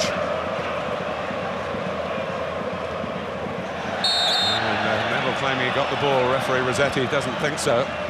Steve McLaren knows about Mladen Petric. Played in the UEFA Cup against Middlesbrough last season. Choluka. Carrick trying to steer it away with his range of passing. Cut out by Robert Kovac, who's dogged Rooney's footsteps wherever possible. I think Rooney's a bit fortunate here, Martin. I don't think there's any malice in it, but I think he leads with his arm. The referee can't see that. I think the referee's handled the game very well, Martin. And he was one of the Italian officials untainted by that controversy prior to the World Cup.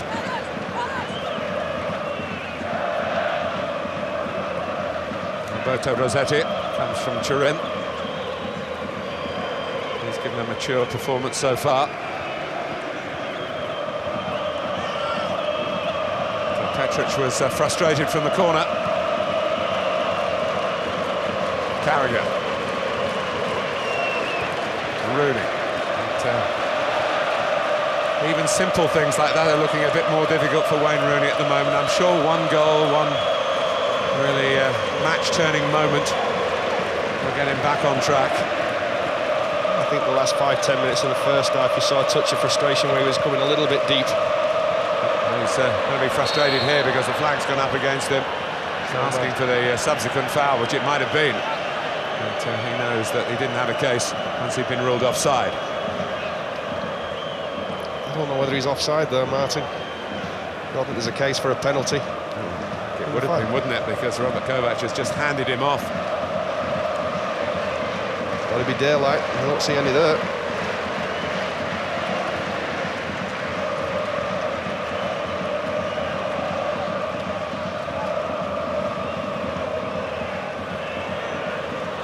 Choluka's throw. Petric is very good in the air and scored a couple of his 4 with headers against Andorra.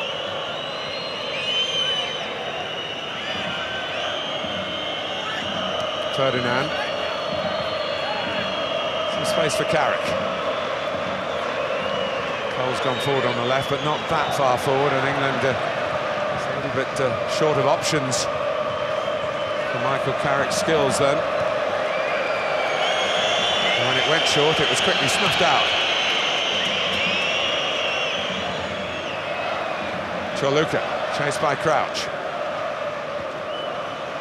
Cut out by Ashley Cole's head, helped out by Frank Lampard.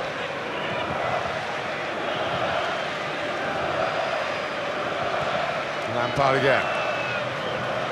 The outlet ball for Neville. He was able to turn and think about a forward ball this time, but he thought too long. And Rooney came and helped him out.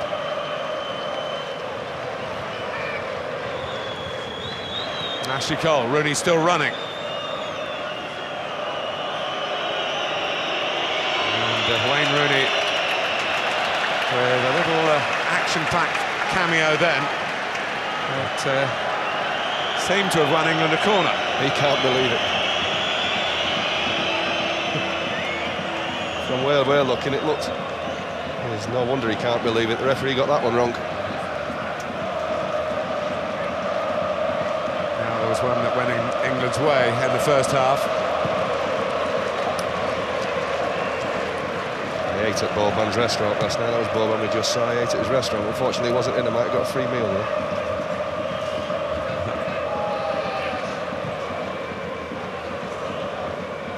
Here's Ashley Cole.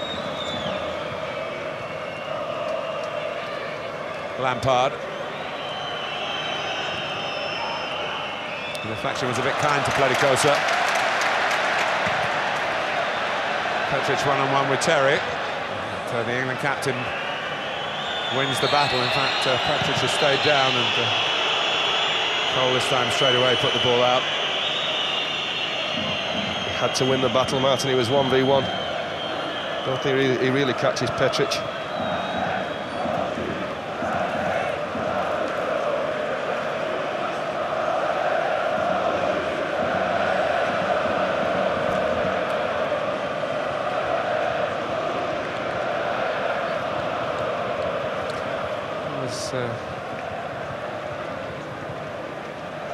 Hard to see quite how Petric was damaged, and I don't think it's too serious. We've just seen Zvonimir Boban, Slaven Bilic, great players from Croatia's past, and Igor Stimac, of course, played under Steve McLaren, and Steve was assistant to Jim Smith at Derby County. Very hale fellow, well-met guy, and it's a great reunion between the two yesterday.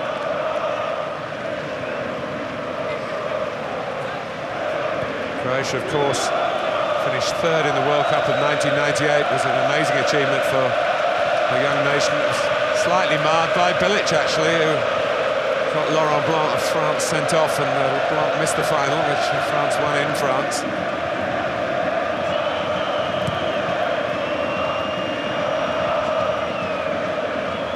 Crouch heads on. Rooney's got there. Wayne Rooney.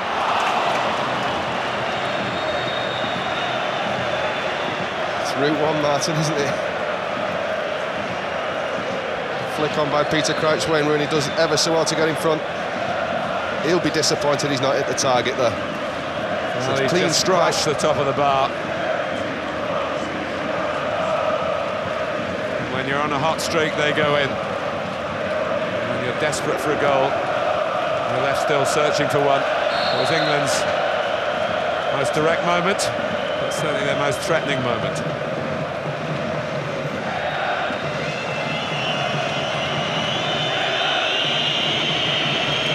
Things that when you're in a goal-scoring form, they go in, Martin. Can't seem to buy a goal at international level at the moment.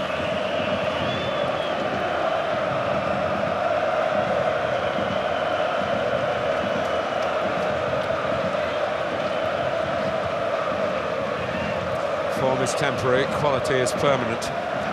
Here's Lampard. It's Ashley Cole who's just scraped that across the field, and was led off the hook by Croatia, going at goal with no sweetness of contact at all.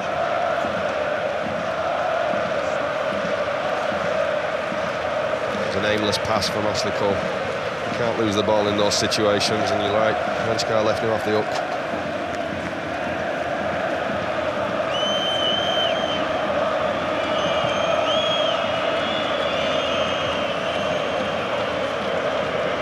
Lampard, Rooney.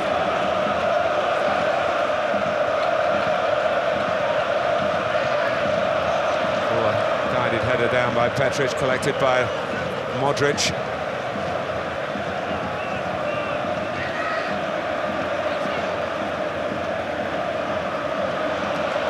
Šimanić. England pressing well. And Šimanić has made the mistake, Rooney. But there was a handball in there that the assistant flagged for. But David, it's hard to put this in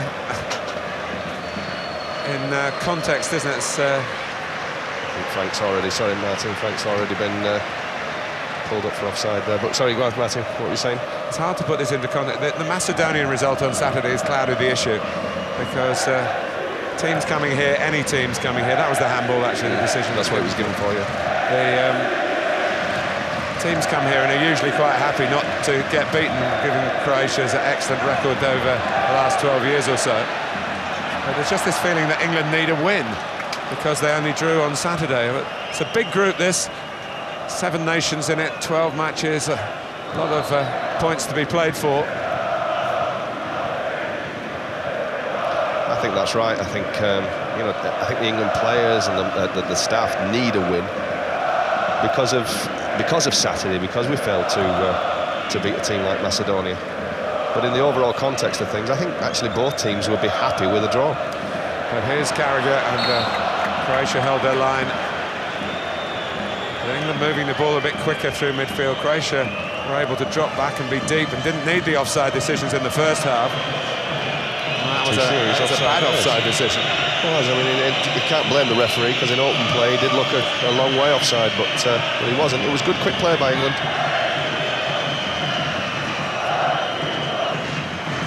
Modric, Kranjčar, Modric again. Rio Ferdinand, booked in the first half.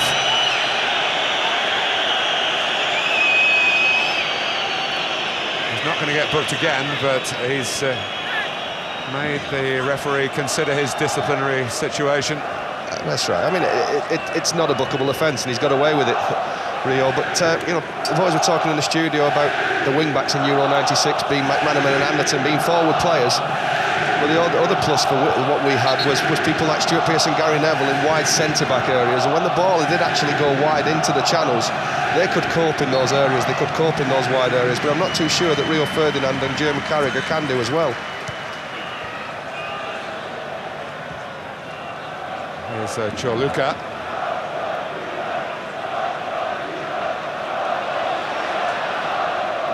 And Cole stopping him getting in across, but there will be a corner, and maybe the defending has come at a price for the England number 3. Just open up that, either an ankle joint or a knee joint. Yeah, it looks that way. For him to stay down, I think it's the ankle. It's a nasty twist, I think. Of course, if Gary Loon had been allowed on to treat him then, England would have been one defender light at the corner because he would have had to go off after the treatment. Cole sensibly has picked himself up and got on with it here. So England have their full complement against the shrewd Rapajic, beaten away by Robinson.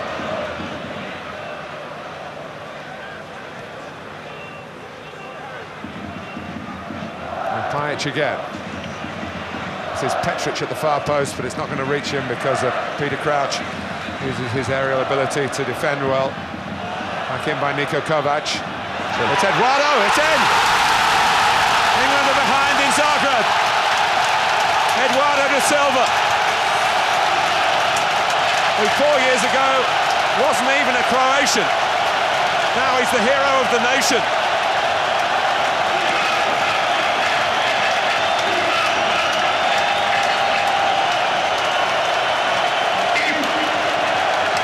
The boy from Brazil.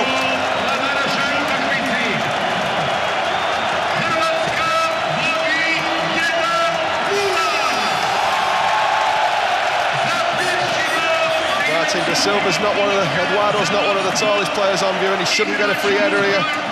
He does this, a terrific header. As soon as it left his head is in the back of the net. It's a great ball in.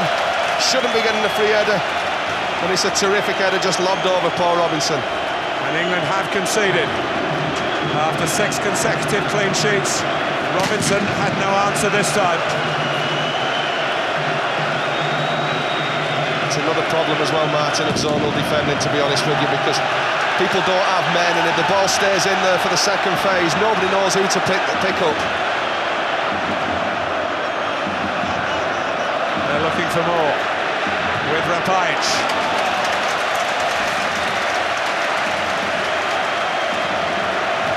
Niko Kovac drove it back across.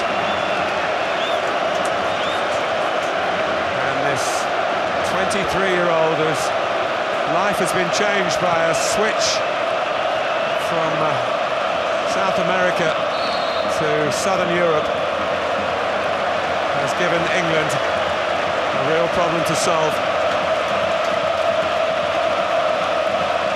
He's got the crowd going now, Martin. It's a test now of the England players and the England bench, to be honest with you. The change in formation has created its own problems. We've not really done what Steve McClaren wanted to do in getting the ball forward better. And now there's decisions that have got to be made, I think, and made very, very soon, because we haven't really threatened the Croatian goal, and we need to now. They're into the last half an hour of the game. And on the hour, on the mark, against England, Croatia. England a bit on the ropes.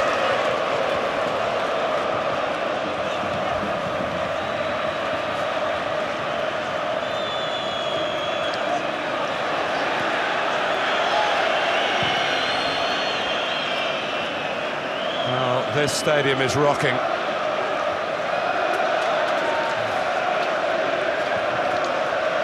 Page. Here's Crouch. Oh, Niko Kovac coming in from behind, that's a booking. The first, incidentally, that Croatia have had in this group. I think he's got no option, the referee. Niko Kovac knows exactly what he's doing. England on a bit of a counter-attack. He brings him down, now they can get every player behind the ball.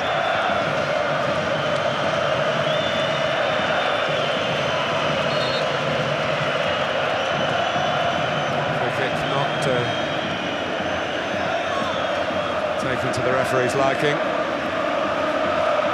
And England hit back here.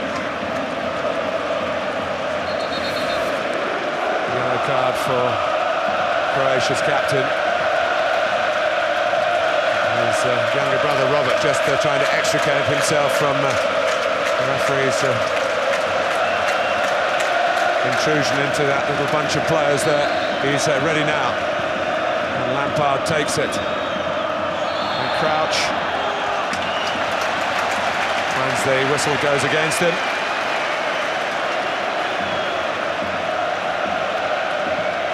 Peter Crouch has got to jump there. He's against Simonic, who's an equal height, only a couple of inches difference in it, who defends it very, very well. He's got to get himself another yard, I think, and get the header in. Get it back across goal. Patrick beating Gary Neville in the air. Chorluka. Robert Kovac to Chorluka again.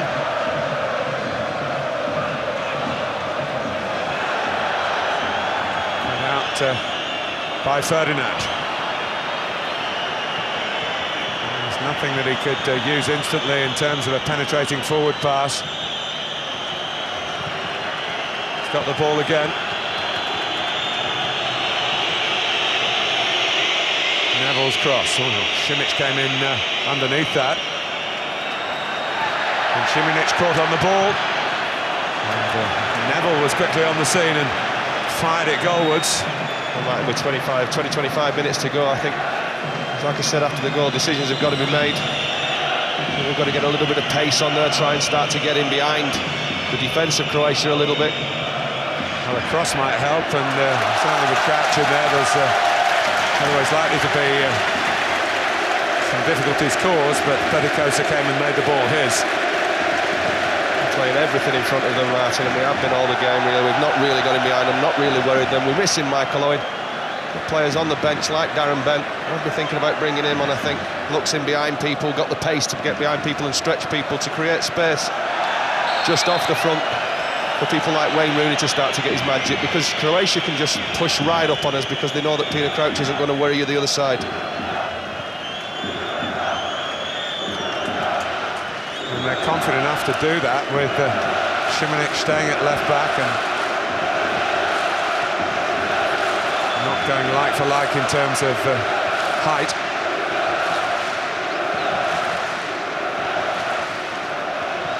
Carragher, Ashley Cole setting off. Carragher thought about giving it early, then thought better of it. Lampard.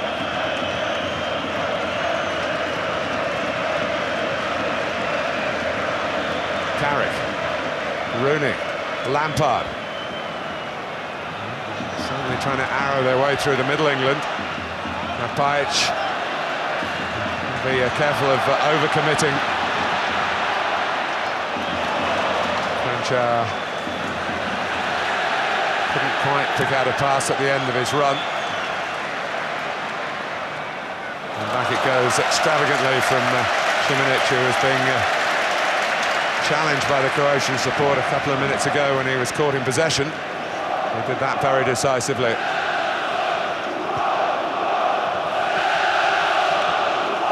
Eduardo.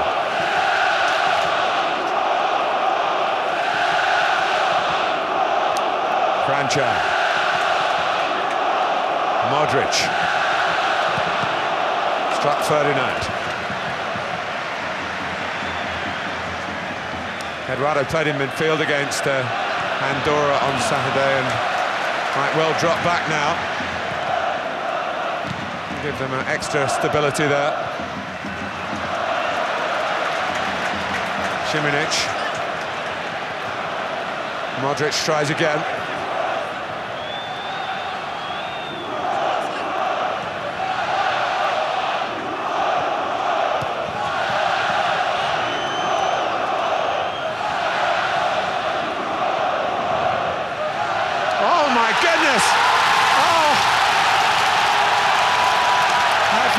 Seen anything like that.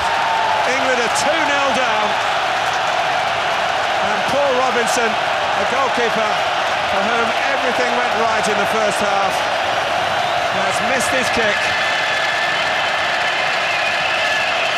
It would be a catastrophe really at any time, but at this moment it might just finish off England here in Zagreb.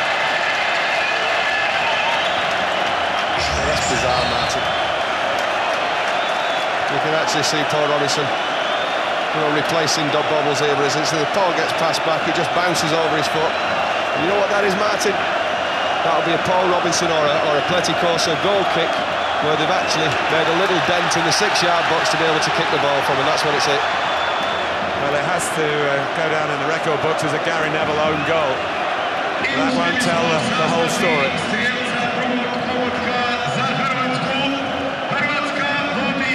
That's what it's hit, Martin. I think it's illegal. I don't think it's in the rules that they can actually do things than mark the pitch.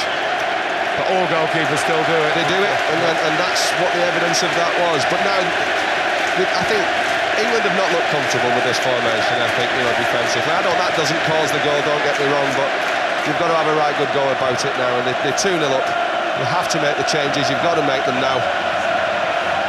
And I'd go more or less like for like against Croatia and stand right up against them and really go and take this and throw the kitchen sink in, because they've got too many free players. We see it here again. It's unlucky for Paul Robinson. There's nothing he can do about that whatsoever. Well, Slaven Bilic celebrates a calamity for England.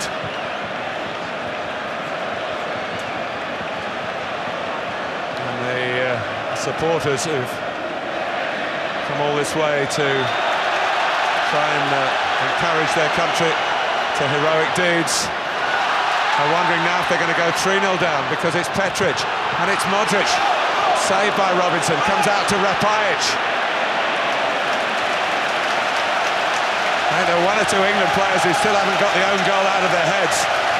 It's not just that again, Pajic. It's pulled back. Decent strike, good save by Paul Robinson.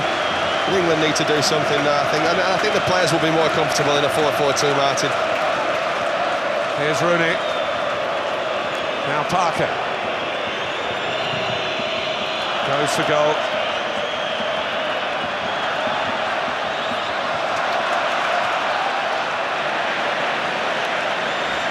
England getting 3 substitutes ready. Wright Phillips, Richardson and Defoe.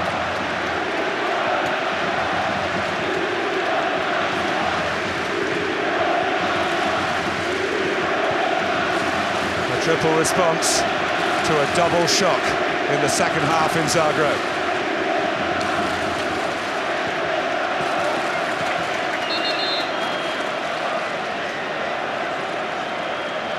It's going to be a Croatian switch as well.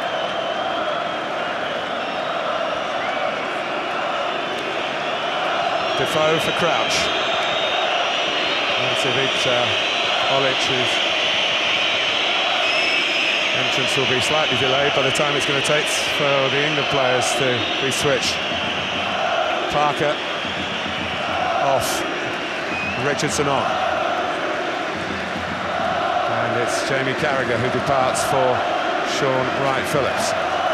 We'll go 4-4-2, Martin. I think those are the changes. We're back to as we thought at the start. And I think it had to be done. We can actually meet the Croatia players when they get the ball, like for like. It's about character, it's about getting one goal in the next 10 minutes or so that you can throw things in. The first substitutions of the game this evening on the English side, leaving the pitch, Peter Crouch, entering in his place, Jermaine Defoe. There's been a change of mind here, I think. Slaven Bilic as to who should come off. It's Milan Rapajic. Eduardo looked as though he thought he was the man. Rapajic had some reception here. Ivica Olic, who plays for CSKA Moscow, who face Arsenal in the Champions League next week. He's back from injury and back from internal suspension. He was one of those who went missing when Bilic imposed a curfew last month. But he's a sharp, snappy attacker. And no sooner has a change been made than there's an injury and they might need another switch. It's Petric who's got a bang. Substitution on the Croatian side, leaving the pitch, Strong challenge by John Terry. It's important that the England players keep their head, Martin. They'll be more comfortable in this system. Players on who can score goals and get at people in Richardson and Wright-Phillips. Wright-Phillips can also score a goal. Defoe's renowned for his goal scoring, but they've really got to get the ball forward.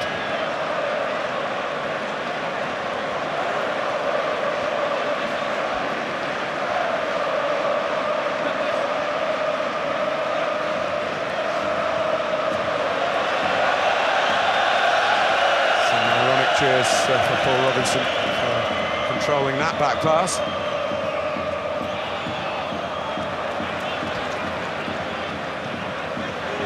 England haven't lost in 90 minutes in the last 15 games.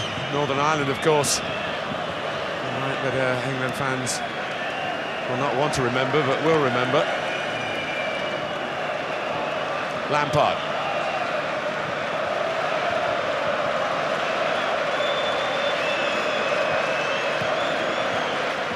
Cole. Richardson trying to make an impact on the left-hand side. Foul on Ferdinand, not by Ferdinand.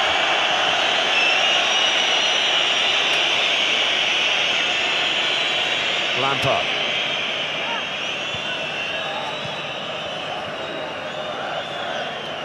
Richardson is not short of confidence, a commodity England badly need at the moment. Lampard penalised.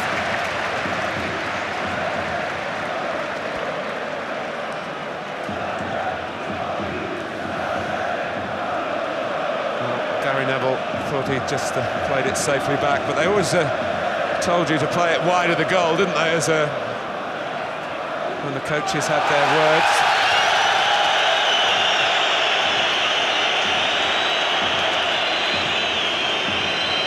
And Ashley Cole was wild then.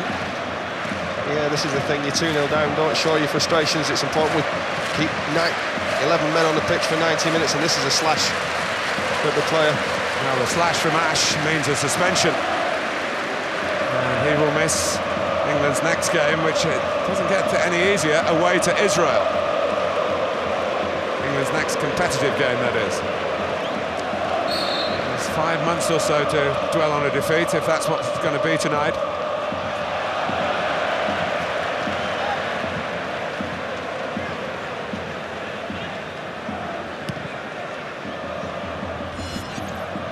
Richardson.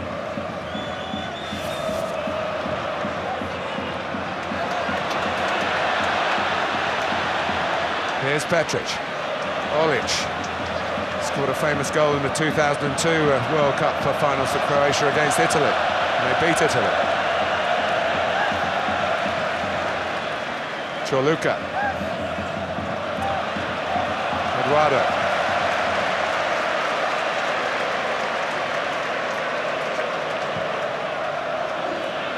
Schmitt's trying to drop it over Cole.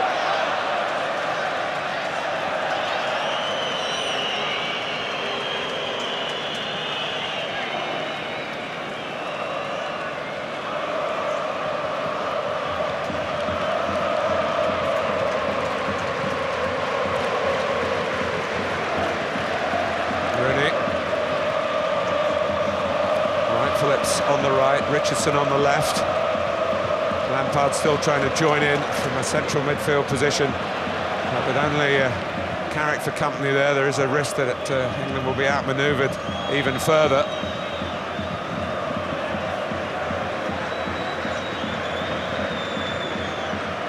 Rooney. Richardson. Looking for a driven ball that Defoe might have got to, but Kosa cope with.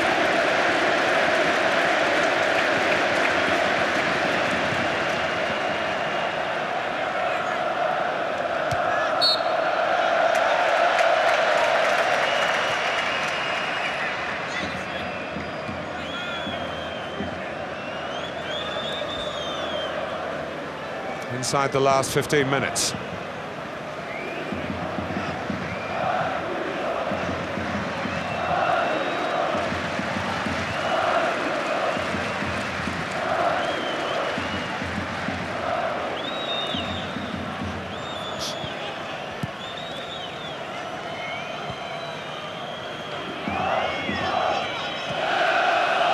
Carrick. And here's Petric. Olic ahead of him.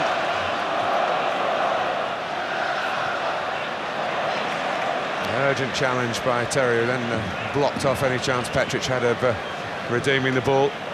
It's looking, Martin, Ashley Cole's limping all the time. It's that where he twisted his ankle on the corner, and Steve McLaren's made his 3 substitutions, so it's another thing that's poor for England, I think.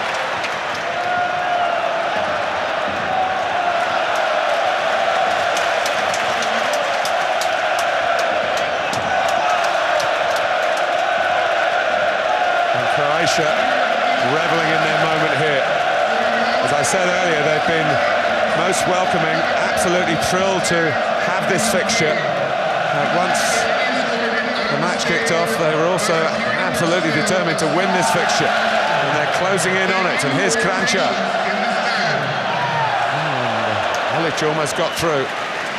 David, do you remember the 2-0 defeat in Holland in 1993? I think you will, because you played, and I think, going back, it's the last time England lost a competitive international by 2 clear goals. That's a game I tried to blot out in the memory, Martin. Joko Leko getting ready to come on for Croatia.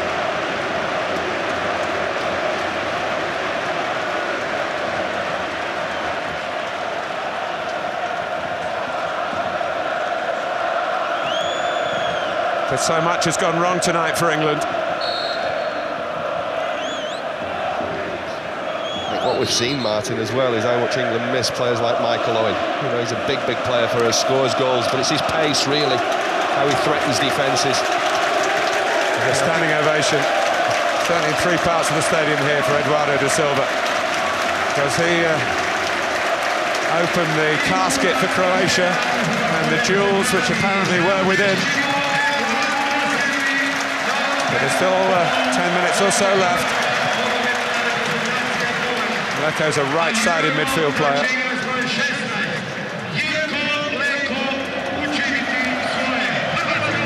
This is what Eduardo will be remembered for many years to come in Croatia.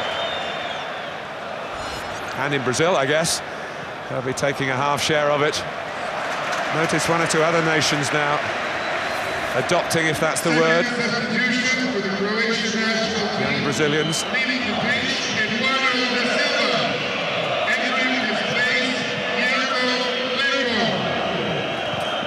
England have got a player called Rio, but it's not quite the same. That's almost a harder one for Robinson to deal with.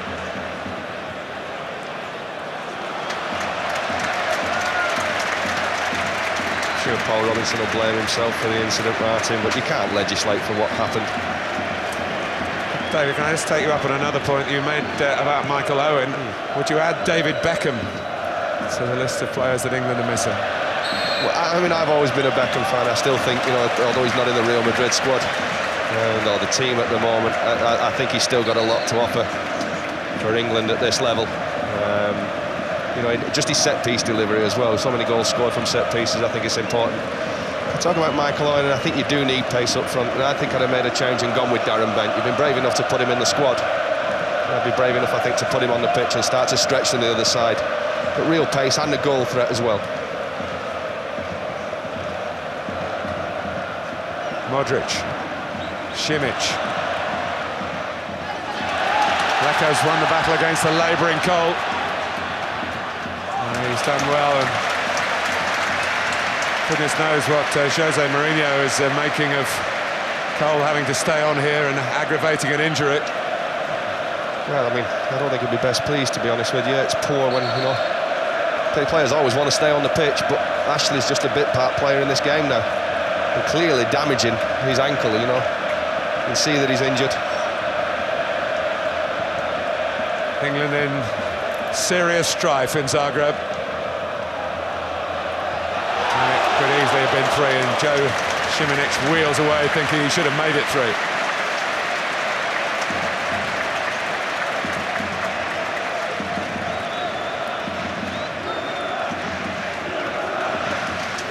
Free header again, Martin. Macedonia had one on Saturday, another one there. A lot of things that I think would concern me.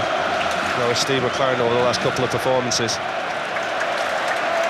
Well, 6 points out of the first 6, maybe masked the deficiencies. It looks like it's going to be 1 out of the next 6. You look at the way that the group's shaping up, and it doesn't make healthy reading if the result goes as we expect it to go now. Well, Croatia are going to go above England with a game in hand. That's one factor. Carrick and Defoe. Well, he took it down very well indeed. Robert Kovac got back.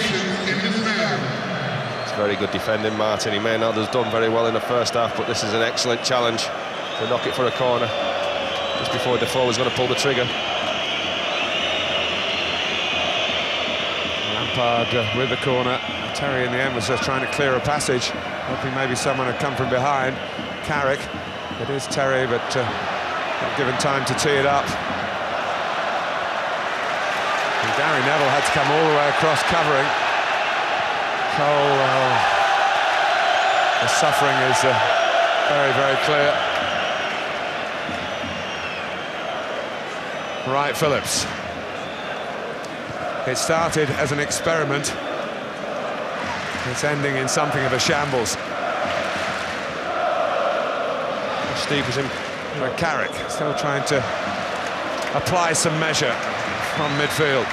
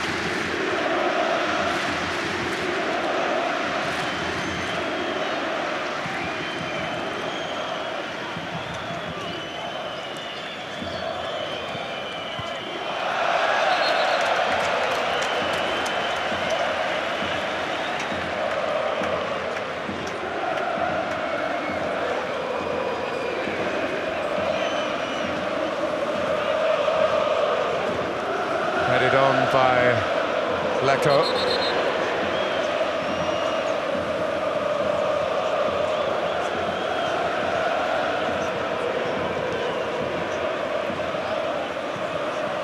Ferdinand. And might be beyond the wildest expectation of those Croatia fans, but they were actually wondering what that England attack was going to lead to as the local television director cut it up on your screens. England have another corner. And Terry certainly not giving it up. Olic. There's Franchard to the left. It ran his way. And again, top three, England got 6 players back, which was maybe more than was needed in the end, but here's Carrick. Someone's got to take it off Cole.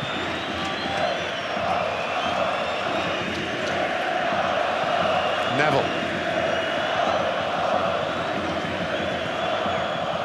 Richardson's ball.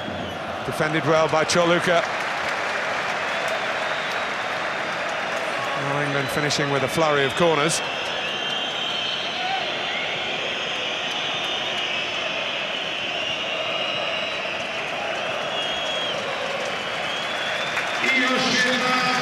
Babic is coming on. Marko Babic is coming on for Niko Kranjčar.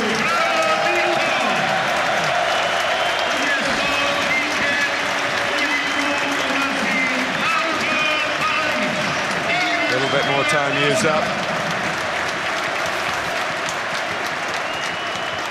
Babic sprinting back to help defend the latest England corner. Flicked on by Ferdinand, out by Šimanić. Where Rooney is. Richardson.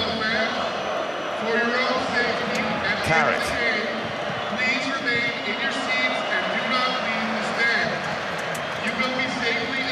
That's a good touch from Michael Carrick into an area that Gary Neville can get to and deliver a very good cross on the run.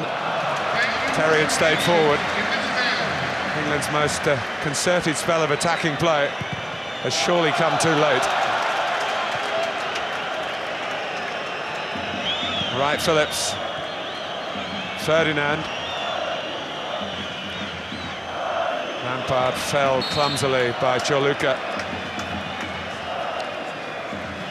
As the game heads towards stoppage time, there was nothing added on by the referee at the end of the first half. But, we must take into account injuries and suspensions in the substitutions in the second as Rooney lets fly. With a decent hit too. Well, you have to say, Martin, that they've defended very, very comfortably against us. With the reducers, that's a good strike by Rooney, but it's from 35 yards. It's got to be something special to go in the back of the goal. Steve McClaren was at pains before the game to talk about it not being a gamble. but in many ways I think it was. It's a gamble that's not paid off for England.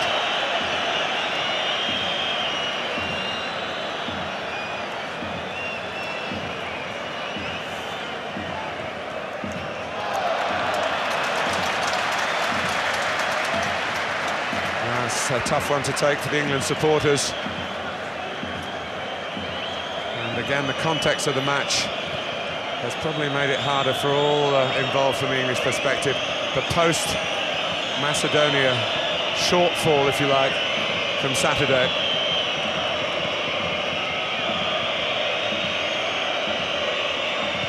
Richardson, smothered just about by Pledicosa.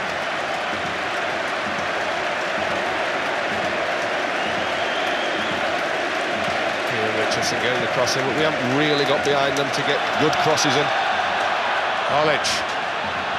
There's considerable wounds here to rub some salt into.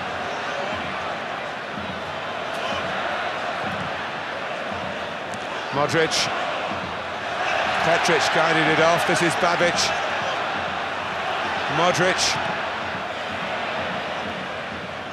Olic can't get it down, and England are spared further embarrassment.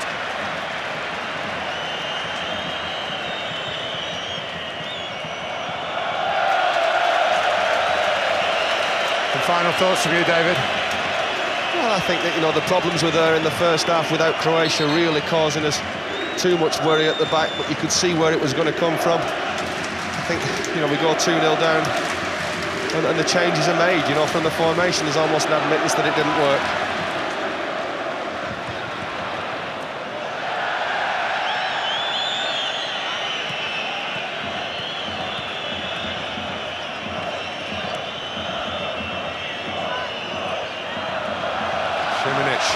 Blocking it away from Wright Phillips.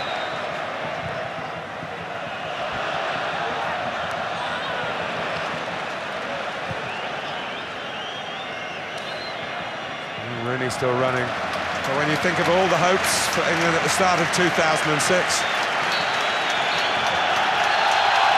here we are at the end of their competitive fixtures in the year.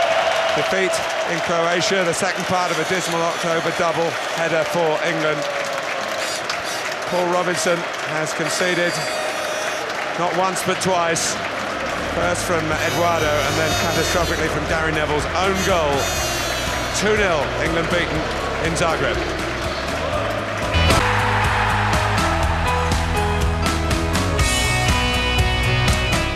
Wales are on the way. They play Cyprus tonight at the Millennium Stadium. We are there live very shortly.